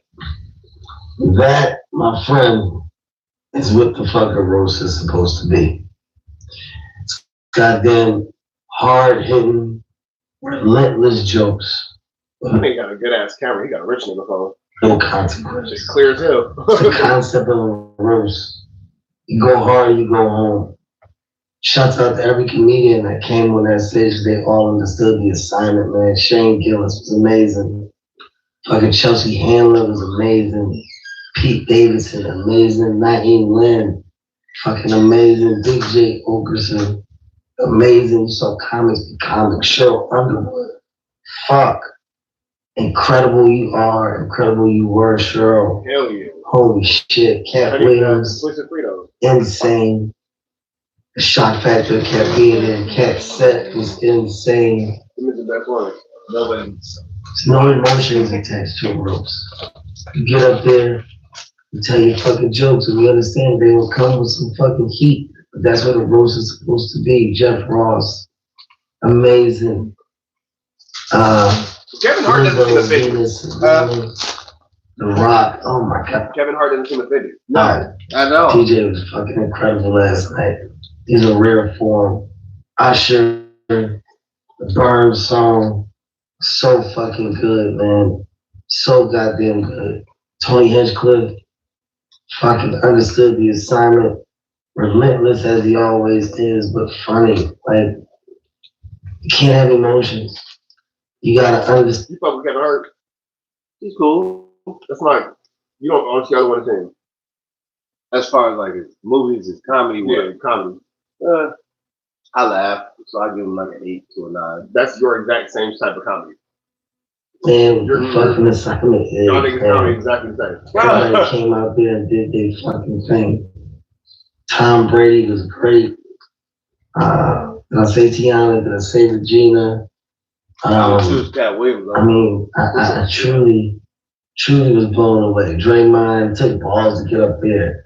Good shit, Draymond. Like, why is Draymond doing a roast? That's what I'm more upset at, is the choice of comedians. Literally, everybody that touched Draymond doing comedy. Understood the assignment. The roots were great. Meek Mill at the end coming out was great. I don't need my Draymond Green. To all the fans that just understand and appreciate what a roast is supposed to be. You got that. Got that yesterday. No emotion. No emotion, no fucking feelings, man. It's not what a roast is about. You need the emotions and the feelings at the front fucking door. People are coming in and they're looking for the shock factor. They're looking for the crazy reaction about the hard-hitting joke. Let them fly. It's all in the efforts of being funny. It's that simple. Roast of Kevin Hart is on Netflix. You ain't seen it, go see it. By the way, I killed them bitches at the end. I'm still drunk. But it was worth it. Philadelphia, stand up, man. Stand the fuck up. I love y'all. As he's reporting. I think I said Los Angeles. Yeah. I think I did. Naheem. Why the hell would he be reporting in Philadelphia? When y'all live in Hollywood. Right. Big J. In the hills, nigga. Regina. Where it don't snow. Shane Gillis, Jeff Ross, Tony Hinchcliffe, Pete Davidson, Sean Underwood, Regina Hall, Tiana Taylor, Venus, Selena The Rock, Usher, Tom Brady. Yeah. Cat Williams. Now, unfortunately for Tony, that George Floyd joke did not land well with everybody, specifically one of his family members, Stephen Jackson. You guys know Stephen Jackson has been going at everybody's head top if they try to mention George Floyd's name in a very nasty way. He's pressed Kanye West and Steven Jackson get mad about everything though, bro. Yeah, involved with George Floyd. He's like that annoying ass uncle that gets you drunk. I can smell the Hennessy on this nigga already, bro. I can smell the Hennessy on this nigga through the camera, like. After the interview, and he damn sure wasn't going to let Tony slide. He posted a picture of a DM he sent to Tony. He told him, yo, please inform me of someone who was murdered violently in your family so I can make a public joke about it. I'm all ears. Fucking weirdo. Now, obviously, Tony's not going to respond to this. I'm sure he gets thousands of DMs just like this. However, I do respect Stephen Jackson for continuing to stand on business no matter who it is. Even though I enjoyed Tony's roast, the George Floyd joke was absolutely unnecessary. It felt forced. It's almost like he felt the need to insert a racist joke in there just for the sake of something. Maybe he had to defend the thing to your white people. All you niggas in here firing up Charlie Kirk. Nigga. They gonna eat your ass up and licking your fingers like that. They'll kill you in the chat. You know, but I mean, niggas was firing up Charlie Kirk the whole time. You niggas, come on, bro. Like, I don't know. That's what I was It's fighting his fan base. Now, me personally, sometimes I do feel like certain white comedians get into comedy just for the sake of trying to hide their racism behind jokes. However, if you guys go watch this specific roast on Kevin Hart, everybody got it and nobody was off limits. Trump, Snoop Dogg, Diddy, 50 Cent, everybody. And yes, Charlie Kirk was also mentioned as well. So it's one of those gray areas where it's a joke, however, it's still very disrespectful to the family. Not sure if Kevin Hart is going to reach out to Stephen Jackson personally to speak with him and try to get him to understand the point of the whole roast. Why would you do that though? Who gives a fuck? I mean, because Stephen Jackson is clearly upset about it. Who the fuck is Stephen Jackson? Why does Kevin Hart care that Stephen Jackson is upset? Because Stephen Jackson, you know, has a decent voice to where he can go on his platform and some other platforms and keep this going. And you know, it's not even, you know, it's not that deep to you and I. But imagine if that was one of your family members, how you would feel. Was that a family member? I don't know if it really is resonating on the black shit, but he's been claiming him as a cousin. Okay. So, and that's why anybody that speaks about George Floyd publicly, this nigga kind of checks everybody. So I can respect that on a personal note. That's putting color into it. In black and white, you talking about the same roast where you inspired up Charlie Kirk. Yeah. Talking about a dead person, talking about a dead person. Yeah. That's my logic. Right. Or maybe not. Sometimes comedians don't feel the need to apologize for certain jokes they make. So it really just depends on the comedian. Somebody like Mike Epps, who's an OG in the game, he's come out several times to apologize for certain jokes he's made. He recently made a joke about leaving a homeless family in the cold, and it caused so much controversy that he had to get online to apologize and also tell people, yo, that was a fake story. Man, look, I'm exhausted. I'm tired of apologizing. I'm a comedian. I crack jokes. Everything I say is not to be analyzed and put on blogs like I'm a bad person. I crack jokes. It's funny. It wasn't even a real story. It was a joke. I didn't want to be too serious, so I made it a joke. No, I didn't leave a homeless family out on the street. Did I meet a homeless family and help them? Yeah, hell yeah, I helped them. Did I crack a joke and make a joke out of it at the end? Yeah, I made it funny. Damn, I'm a comedian, comic. That's what I'm saying. So when you start apologizing, are you even still a fucking comedian at that point? No, you're just trying not to get canceled. So are you a comedian at that point? No, you're just trying not to get canceled. So I mean, like you're still trying to do that job, but you just don't want these niggas to cancel you because if they cancel you for that fucking joke, you can't do that job no more. So how many times you gonna apologize? I mean, shit. That nigga look at it like I'm gonna apologize as long as it takes for you niggas to get over that shit. It was just a joke. What about you a nigga like Cat Williams? That's just like fuck you. See, Cat Williams has set himself up to where it's like he ain't about to apologize, and the world still loves him for that. Mike Epps is so scared of being canceled that he thinks that niggas is gonna cancel him for his jokes. Cat Williams is the Colin Kaepernick of comedy that got it right. Okay. What if the NFL got it wrong? Right. So now, why do you compare him to Colin Kaepernick? Because he stands up for the overall righteous beliefs that black people should be treated a certain type of way, and industry niggas be after funny. Same basic principle. Right. Just take off football and insert comedy. Except when you look at it, they definitely are parallel. For whatever reason, Cat Williams landed better. Right. Niggas want to fuck with Colin Kaepernick. They was for a second, but then what happened to why they didn't? Didn't he get a chance to go back and he did some stupid shit? I mean, no. They really blackballed Colin. What made black people stop fucking with him? What did he do to lose a nigga vote? Why is Jay-Z not rapping about Colin Kaepernick anymore? Well, Jay-Z is the one who got him blackballed. Yeah. In my opinion, because at the end of the day, Jay-Z was the guy that should have been speaking up for him because he was some exec for the NFL at that time, and he wasn't. He was the one why they wasn't really messing with Colin. Now Jay-Z does the Super Bowl. Yeah.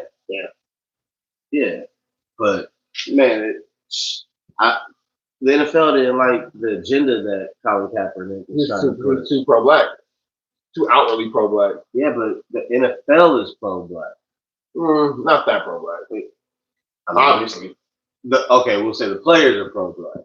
So the product is pro-black, but there's probably not that many African American owners. No. COMI.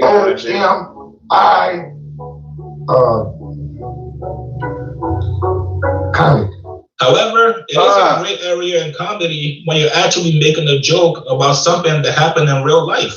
And also a situation that's very traumatic to a lot of people. You guys get in the comments below. What do you guys? All right, man, that's shit cool. One more thing I wanted to talk about real quick before we slide back into one more topic before we get out of here. You seen that Big Bank interview with 21 Savage? YouTube. How do you feel about that? As far as what? Give me specifics. Okay, so this is my opinion on it. Go for it. I think that 6ix9ine did it with one intention, to piss off all the Atlanta niggas. Because now 6ix9ine can get on camera and say, what's the difference between me and Young Thug? And nobody really has a solid answer. What's the difference between me and Gunna? Nobody really has a solid answer. What's the difference between me and 21 Savage? Nobody really has a solid answer. Yeah, I agree with that, but I think it was to pretty much go at everybody. And go at everybody from the aspect of like that's what he's been ranting about is like we all snitching. And all you niggas talk shit, but wait till now you gotta sit in that shit. You tell the truth. You know what I'm saying? Or whatever you're going through, whatever it is you face with, wait until you're going through it. Because you talked about me while I was going through it. Now watch what happens when you go through it. Have you ever been in a situation where you have to tell somebody? No. I think we all know not to do crimes around your ass. No. He's been telling us since we were kids, don't do crime around since we were kids. Don't do crime around me because I'm not going to jail for none of you niggas. No. He's been very adamant about that since we were children. Very adamant. Colin did a whole film about the NFL being a slave trade and proceeded to try out at the combine again. Yeah, that's what it was. He went back and niggas went to fuck with him. That's why he lost the black vote. But why would he lose a black vote for trying again? Because how you want to go back into a slave trade? How you gonna tell me don't do this shit because it's a slave trade and you go back over there? But because at the end of the day, it pays well, and I'm talented enough to do it. So is it a slave trade? Yes, so it is. Okay, but so what you bitching about it for? I mean, I don't know exactly what he was. What's the complaint? I don't remember. At this right now, I don't remember exactly what was what. But my thing is, shit. The NFL is a great paying job, nigga. And he was still at the top of his game. So, shit, what you want that nigga to model? Trap GPT, are you there? Trap GPT, that can't be a real thing. Yeah. Trap GPT, are you there? I'm right here. No worries, you don't need a Trap GPT to get things done. It's just me, ready to help out however you need. All right, so look, real quick question. Don't be long-winded, just get straight to the point. What was Colin Kaepernick's beef with the NFL? Why wasn't he fucking with it? Straight up, Kaepernick's beef was that he kneeled during the anthem to protest police brutality and racial injustice. And the NFL, in his view, blackballed him from the league because of it. Bingo. Okay, so you kneel because it's injustice, police brutality, you're being pro-black. You leave the slave shit. Why are you going back? No, I told you why he's going. I told you why. So what you leave for in the first place? I mean, I didn't want to leave. I left because you guys kind of pushed me out. But nah, Colin Kaepernick. That nigga couldn't apologize. I'm sure somebody told that nigga, "Hey, bro, just say I'm sorry." But why would he say sorry? Because he said sorry by going back. No, he ends up saying sorry. And going back is saying I'm sorry. No, that's not. That's not. That don't mean you sorry. What does it mean? You went back. It means that going back is more beneficial than this other shit. So you sorry? Let me get my shit back. I'm not sorry though. I'm not sorry for what I believe in and how I feel. I'm not sorry Are you that gonna voice those opinions and feelings? I can't because and bro, is he a hoochie? Yes. And when I say is he a hoochie, meaning did he do it for the money? Absolutely. The money is better in the NFL. So I gotta swallow my pride, swallow my feelings and how I truly feel, and oblige by your rules if I want to get that big paycheck. And that's what he did. He thought that he was Colin Kaepernick. I'm getting a max salary. I'm chasing Super Bowls. Me doing this, me kneeling on the ground, you know, it meant nothing.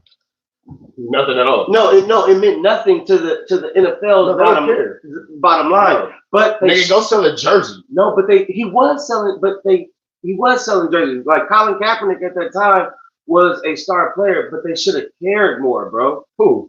The NFL. Why? Because what's the difference between this nigga and any other nigga we can go pick up to make him the next Colin Kaepernick? Why are you special? See, I feel, and that's how they treated him. But what I'm saying, what it is. No, but it shouldn't have been that though. It should have been them listening and caring more about what he's protesting about, because what he was protesting about was not wrong. The biggest, what would you say is America's team as far as football? Cowboys. Everybody looks forward to the Cowboys versus the Redskin games. Cowboys for Indians, so that way they can cheer for the Cowboys beating the Indians. Right. It's built off that. Care more about what? The game. Man, niggas don't give a fuck about that shit. Go throw a ball and throw a jersey, nigga. Period. But that's but no. I hear you on that. But that's what Colin was like kneeling about, bro. He was just trying to use his platform to spread awareness about what is going on. And guess what we got now? Jalen Hurts. Some stupid ass out of here. And that's what's fucked up. Bye. That's what's fucked up. Go kneel over there. That's what's fucked up. Bye. That's what's fucked up. Jalen Hurts. Come on. But that's what's fucked up though. But that's what's messed up about society. And low key, Patrick Mahomes was low key born.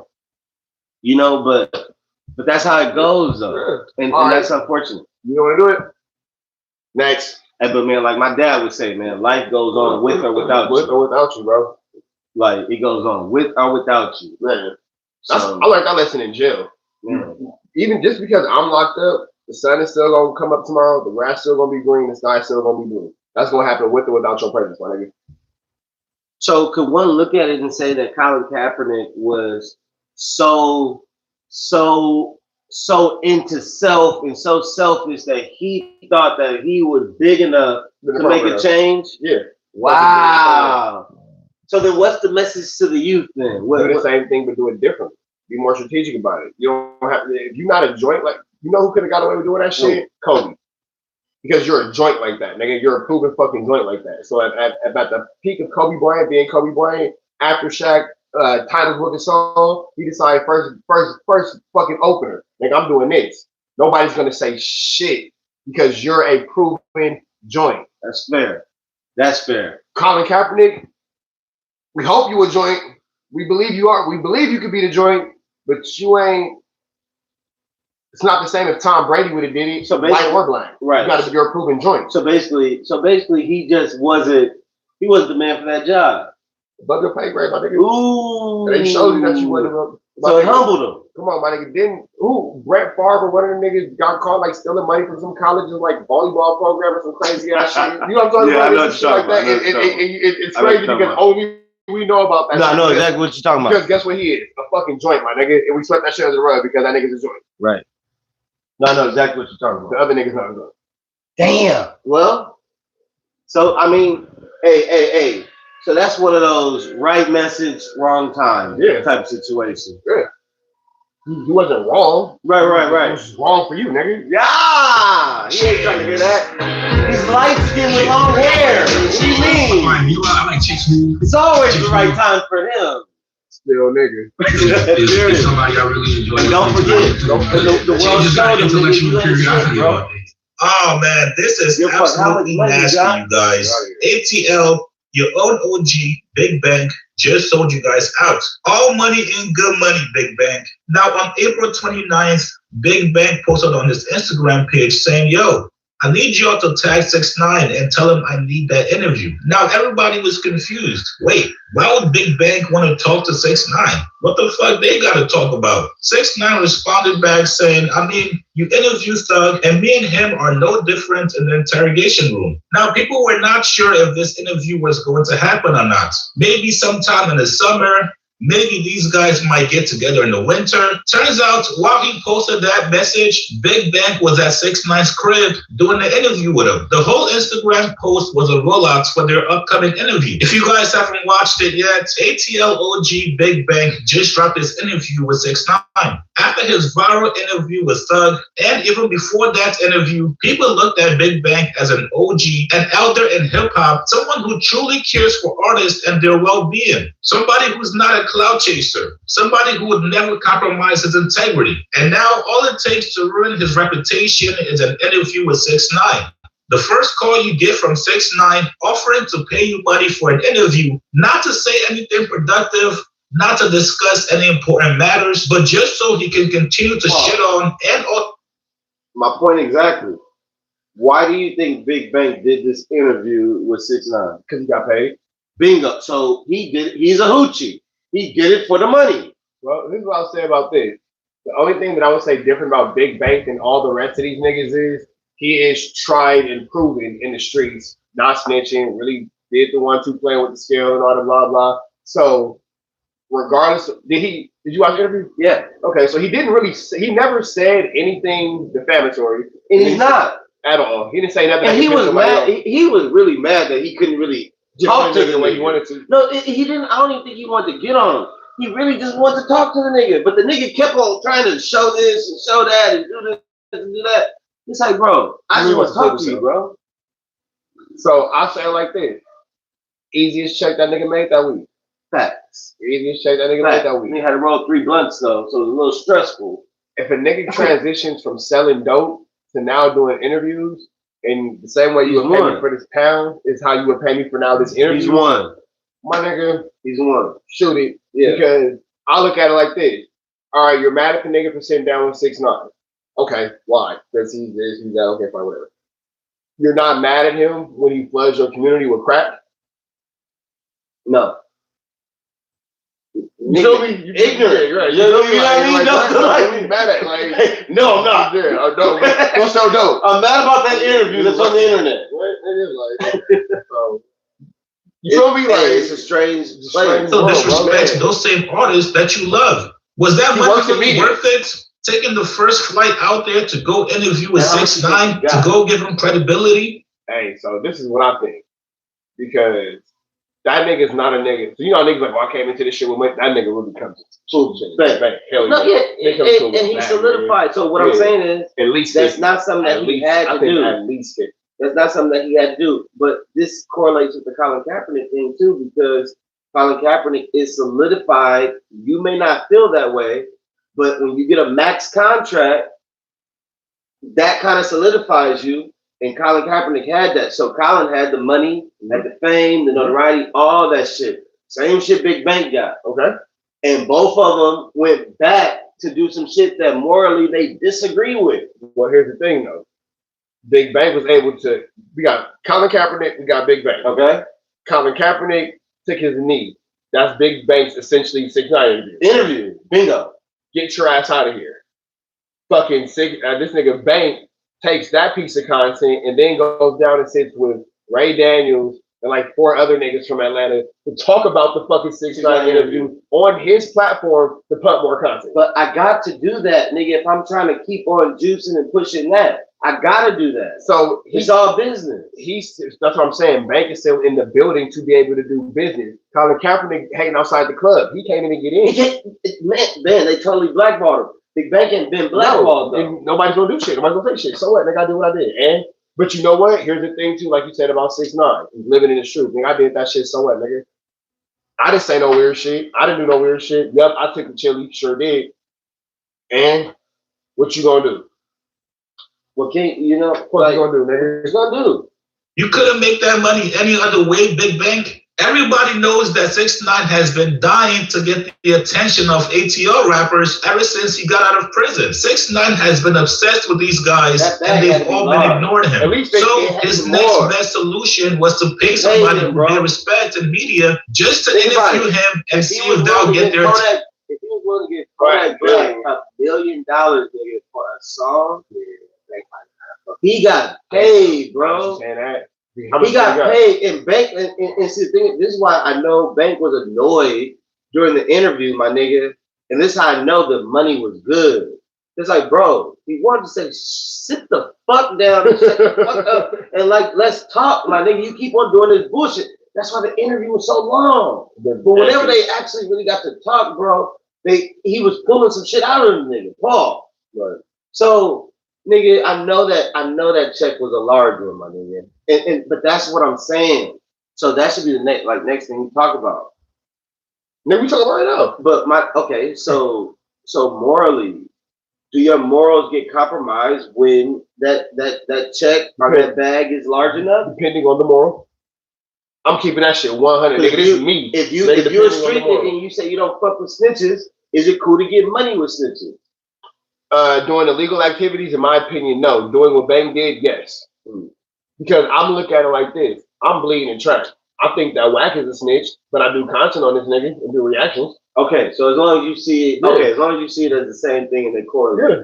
I'm bleeding the track. Go. I can't wait for WACK to cut somebody out. That's my equivalent of him being on Fig making my money. Gotcha.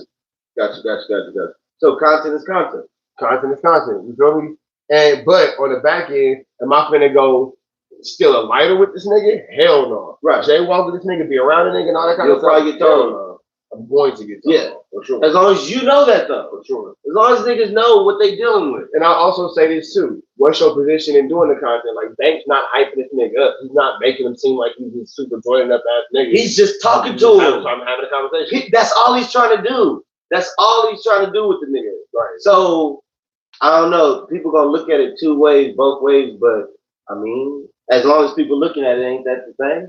And then here go the thing too. You got a bunch of niggas who don't make more than $3,000 a month telling you what you should do in a situation that can offer a quarter million. So what are we talking about here? Right. That's what I'm saying. So when it comes to that street shit, morals and values and all that other type of shit, that shit can be compromised for a couple bucks. Niggas do it for an ounce. We've seen niggas do bullshit to over $100. Yeah. We'll leave it right there. Nigga kill a nigga for less. And shit'll go far, nigga. Way far. Like, goddamn. Shit, Big Bank, I'm sorry, brother, but this was a huge L on your part. 6ix9ine used you to not only validate himself, but to also validate the nasty things he's been saying about the ATL rappers like Thugger, 21 Savage, and T.I. You just sold out to your own city, ATL, for what? You sat there in front of 6ix9ine while he clowned Lil Baby, somebody who has put on for ATL on so many different levels. Like, you still gotta give you something like a dead, like gratitude. For the next 5 minutes, for the next interview, stop. No, for the next 5 minutes, you said cut the antics. No. I want you to let me act like how you want me to act. No, I want you to act how you want to act. Now, let's finish the interview. What I'm telling you is, so I can talk, yeah.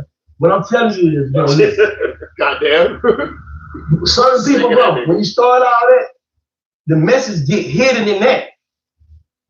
Like, I wouldn't have heard you if you was talking all loud when you was telling me about that.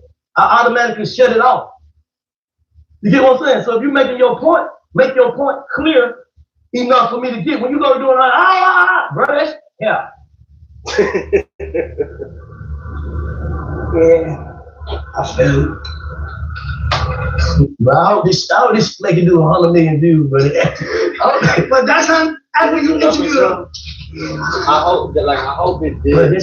Why do you give? Let me be me. Why do you give how I act? Yeah. And he also pressed you for not calling the nigga got paid for it and put it up on his own monetized platform. It's a double win. Young Thug. Tell me rather not, bro. I ain't here to be 1.1 million in 3 days. Come on now. So you paid me and I'm getting paid for it? Come on. And it did something. Who a rat? I don't give a fuck. Why you rapping? I don't got no problem with you. I know these. So when Young Thug and 21 Savage had something to say about me, why in the interview say, yo, I don't know what that man went through, man. I don't know what that man. Hey, that man so time out. Check this out. Check this the fuck out. What if that ends up being his biggest interview ever? Niggas hate to admit it, but anytime 6ix9ine sit down with anybody, it's their biggest interview ever. Because motherfucker, we watching it, right? So you feel me? Like, his motherfuckers care about what that rainbow hair nigga gotta say. I ain't feeding into that. But why you didn't say like, yo, bro? I ain't saying that. Now, do you think it's more so people care about what he gotta say? Because I'm not gonna lie, bro. I'm able to distinguish the two. He's very intelligent. Yeah. He's very, very intelligent, and he's a character at times on camera. That's a fact. You think it's like the whole Trump thing? Like, you think people really want to see? Like, I think people want to see Trump die, bro. Everybody loves watching the plane crash. That's what I'm saying. It could be a plane full of nuns and babies, and you know it's gonna crash, and you know you shouldn't be watching it, but we all watching it. Okay, that's what happened. You know what's what happened? Like, we know we shouldn't be watching this, but falling. Right. Who's gonna survive? We're all waiting for the crash. Right. For him. I'm not saying that now for them. I'm saying I'm not in it. What are you talking about? What you think I'm gonna be the revival? I'm not finna nothing, bro. It is what it is. That's how you feel. Look, bro. Every man is trying to feel perspective. That's why we're on perspective with facts. But you speaking your facts. Okay, cool. My facts are real. Every time I put it up, you don't want to hear it. Yeah, I don't want to hear that. But this is what I'm saying. Is it my perspective or facts? Right now, what part? All right. So right now, if I say, yo, Bank, let me ask you. He's not disagreeing with nothing that he's saying. He's ducking behind, I don't like how you're saying it. Who is Bank? He never says he disagrees with the nigga. He said, I don't like how you doing on the extra. Period. Like, nigga, like, talk it out, like, the whole, okay, about the interview. So let me ask you something about the interview. His excuse on why he told on his crew, is that fair, or are you disagree? It's never, if you're committing crimes with niggas, to be backdoored and to be double-crossed should be expected. Wait, what? If you're doing a crime with a nigga, or a nigga, he said like they kidnapped him and they slept with his girl and all that kind of stuff, all that should be expected out of shady niggas. These the same niggas you doing shady shit with. Why would they do shady shit to you? It's not a good reason to think. It's not like you was a good square homie. You wasn't doing nothing wrong. Y'all was all doing dirt together. They just threw more dirt on you than you threw on them. But then who's to say, given the opportunity to do some shit like in your situation or the 6ix9ine situation, to get some money, level up, and then leave these niggas in the hood and say, now fuck y'all, after I've used y'all for validity, and used y'all for y'all image to create this image for myself. Right, I'm doing all the time. Now it's going as fuck you niggas. Is he not just as dirty as the niggas that it's just like who's gonna fuck whoever first? That's like the rapper handbook right there. So it seemed to me like they just was able to strike him before they was able to strike him before he struck them. That's what it seemed like to me. I don't feel for a nigga. See, I just think I don't know. I just think all that shit is wrong, bro. Like that's why you shouldn't play with people like that. I mean, that's why you don't commit crimes. Yeah, but I mean, it was deeper than that. That nigga looking at them niggas like they were like that. Yeah. That's how he looked at them like they were like that. If I'm getting money and we're getting money and you over there doing crimes and I'm watching you do crimes and you watching me get money and we're hanging out and now I'm funding some of your crimes and all this other shit. Don't tell me why. So then the deeper question is, why do rappers associate themselves with gangs and shit? Why do you think that? monkey see, monkey do at this point. No real reason outside of it looks cool for the last nigga. I saw the last nigga get good applause for it. I think he got rewarded for it. I see he got views and likes and people seem to fuck with him, so I'm gonna do it too. Okay. I think it's like for protection. Hell no, you more in danger with the niggas. You think so? Hell yeah. I don't know. I just seem like they click up with a game more so like for protection because now at least you got a couple niggas with you instead of just I'm not nigga saying who worked on computers and the other nigga got a Pokemon collection since 4th grade. I think that somebody I'll use Taylor Swift. I think somebody in her camp is familiar with at least 1 or 2 actual gang members in the LA area. I do not think that Taylor Swift team consists of gang members the same way it would if it was like a Chris Brown or something like that. You feel me? Even now, Chris Brown don't even be fucking with it. He kept niggas away from it. You feel me? Yeah, but they're selling 2 different products though. The rapper is selling the product that I'm rich, I'm tough, I got money. I just don't need nobody to protect me from gangs. But now is Logic as big as a lot of these niggas. I think that when you're associating yourself with nigga shit, you gotta deal with niggas. That's what I'm saying. You never deal with niggas. That's what I'm saying. Over a long enough timeline and calendar. Bingo. Okay. I think that 6ix9ine just they hit him before it's still some nigga shit. Long enough calendar, 6ix9ine was gonna screw the niggas over, so they just stay in first. So if your sons, or one of your sons said, I want to be a rapper, which direction would you tell him to go down? Would he be like more of a backpack rapper, or would he be true for himself? Kendrick Lamar. So basically, a nigga from the hood that done seen some shit. Yeah, and that's it. Yeah, a lot of niggas can relate to that. But I'm not the nigga who's doing that shit. When the fuck was you on the drive-by? You was at science camp. What are you talking about? But talk about that shit, nigga. My dad didn't let me do that because I was at science camp. And that's what you want to talk about, cool. But if these niggas want to come out as being NBA young boy, take your dumb ass Like so basically what you're saying is you can rap, you just know how to rap about that. Yeah, be real. Bingo. And I think more like more kids need to hear that shit, bro, because it's getting them killed and locked up. I mean, like over nothing. By what and they think is art. What they think is art, though, is getting them killed and locked up. And that message has got to change. It's stupidity and confessions. Man. We're gonna get through this last one, y'all. We only on the pilot episode. We want y'all to let us know what y'all think in the chat, in the comments. Let us know, man. We're gonna start doing this a lot more consistently, like once a week. We'll figure it out. This is black and white, and I know I know they Jordans. Is that a perspective or that's a fact? Fact. I know the fact and perspective. So that's not my perspective. This is real. I just showed you a clip of the 2 detectives saying, "Young Thug, you have the right to remain silent." Do you want a lawyer or do you just want to answer questions for 2 hours? But I'm gonna just keep it a brick. And I'm tired because you keep asking me questions, so you're making me the way I have to say what loophole is. I'm just keeping it real. I'm just saying, like how you say, they kidnapped me, they got them, they my girl, whatever. I'm just you saying, what the loophole is. What the question was again? That's not a perspective. Those are facts. Which part is fact? The facts is that they asked them if. No. This perspective is okay. Who locked up? That's where you're gonna say, okay, cool. I did that wrong for going there telling them some bitches, but who locked up? So there's levels to rap. I'm just saying, I don't know. No.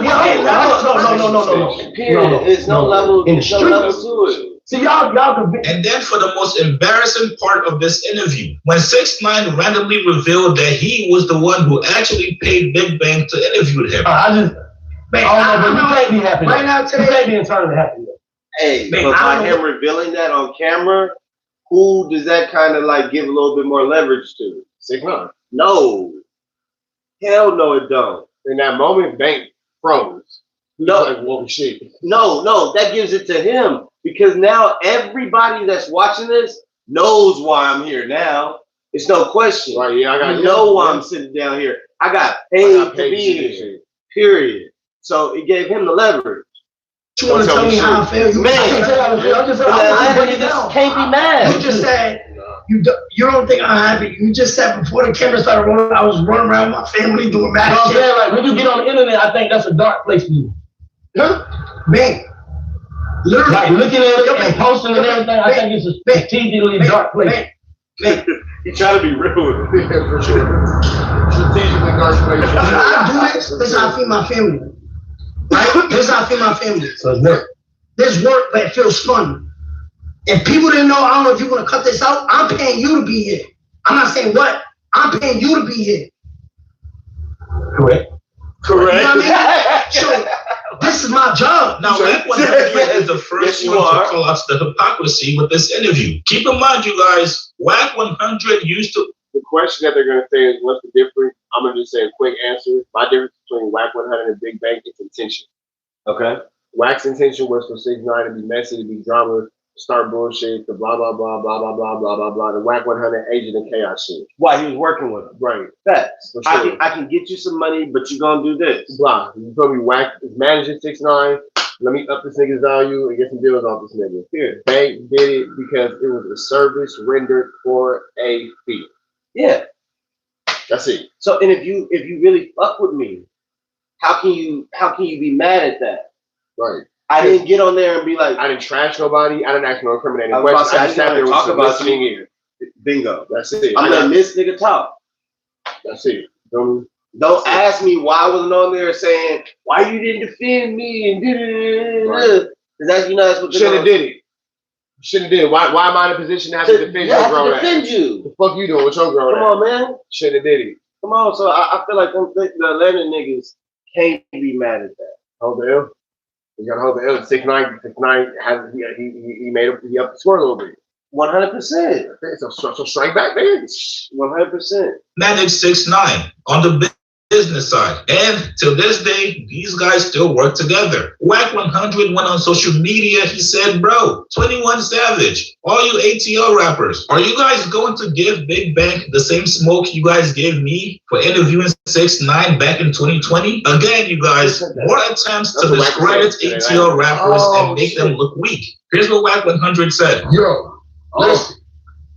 Let's walk this shit down. Oh, no. I get the call. Act. 6ix9ine want to interview with you. You up for it? For sure. What the streets gonna think about you? Nigga, the streets. Oh my God. When I did it, y'all heard 21 Savage come on there and say, yo, Wack, that was lame. You interviewed 6ix9ine, everybody talking. When this Valley ninja kicked the door in, when this wolf chose his own path. Big ass glasses. And to this day, me and little bro, me and dad, 6ix9ine, whatever you want to call it, we straight, we tight, we solid. Now I look up Big Bang's going there. I want to hear all y'all call him a lame because there's no reason to talk to 6ix9ine. He ain't. See him moving his hand in the reflection, moving your hand when you're in selfie mode and nobody can see it in a crazy way to express it. He ain't nothing new but continue to grow and flourish in his career. It ain't been no do this or do this. The people still in jail. Mail murder out, ain't said nothing, did nothing, ain't gonna do nothing. Over there trying to figure out when he gonna get his next meal. Listen, man, out there to the kids. What the streets is telling you to do, what you can do, what you can say, what you can't say. You do what you do. In the meantime, go to the App Store, hit nothing but content, go subscribe, and see what's really going on. 6ix9ine, good luck. And for the rest of y'all, the streets is a myth. Troy Ave verse. For those of y'all in Portland, you meant to say Troy Ave voice. He's a little older.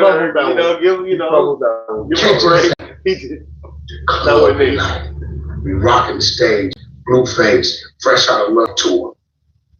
Let's go. Now, WACK100 absolutely has a point. I'm with you, Wack. I want to see all these ATL rappers give Big Bang the same smoke as well. But we all know these guys are not going to do it.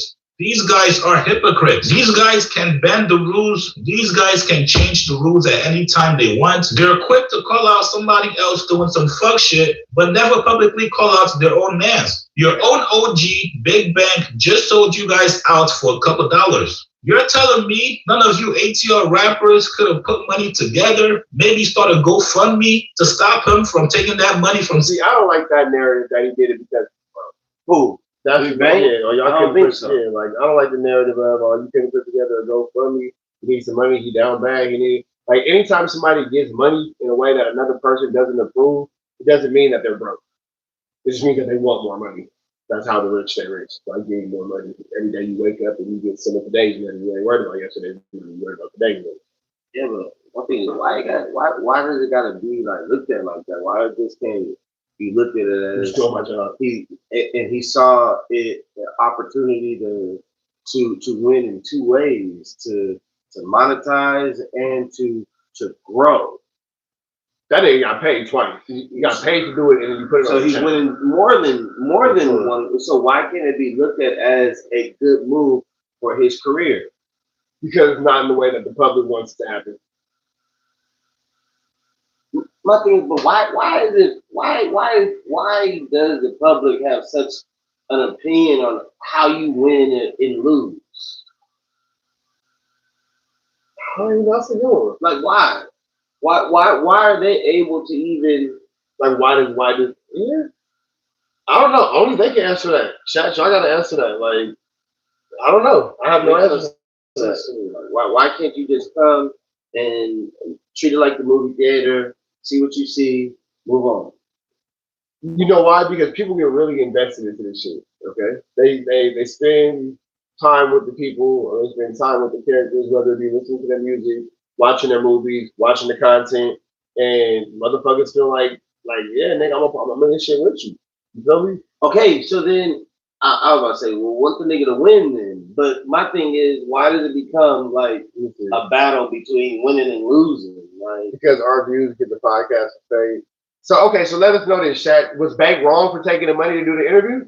Because if your views are what gets niggas paid, then he's not wrong because he got 1.1 million views, and 1.1 million motherfuckers say, "Yep, do that."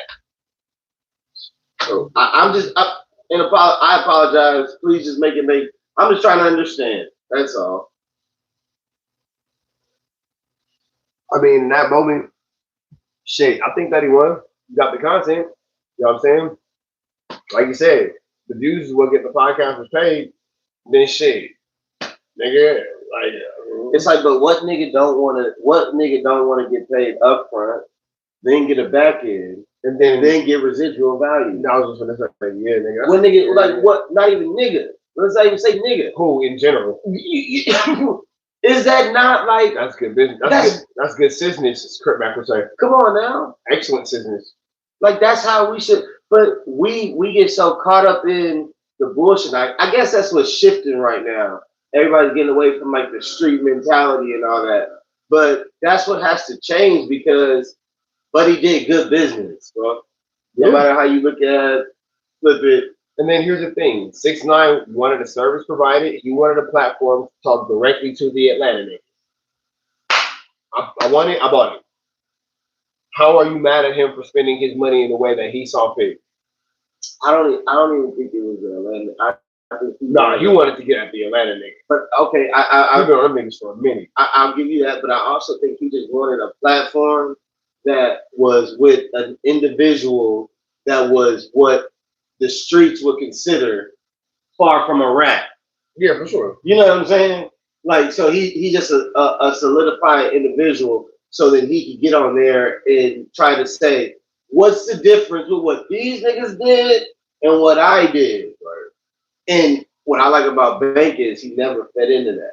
Right? He's like, I'm not gonna feed into that. I'm not gonna answer that because your story. I'm not gonna answer that because then that would just basically without me saying and say that niggas who I might have to go back and see every day or whatever, blah blah blah, might have made the wrong decision. So before I even question or speak on another nigga's decision making, let's talk about what you got going on.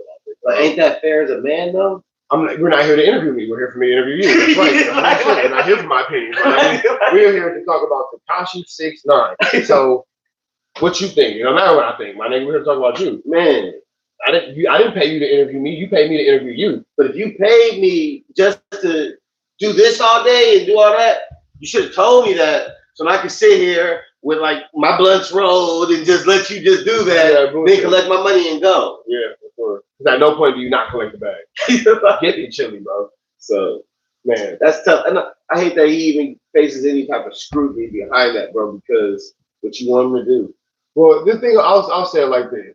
With the internet, if you go up, it's always the niggas that say you should have gone down. You should have gone down. You go left, it's niggas that say you gonna go right. Right is niggas wrong. Right. Make your money, my nigga.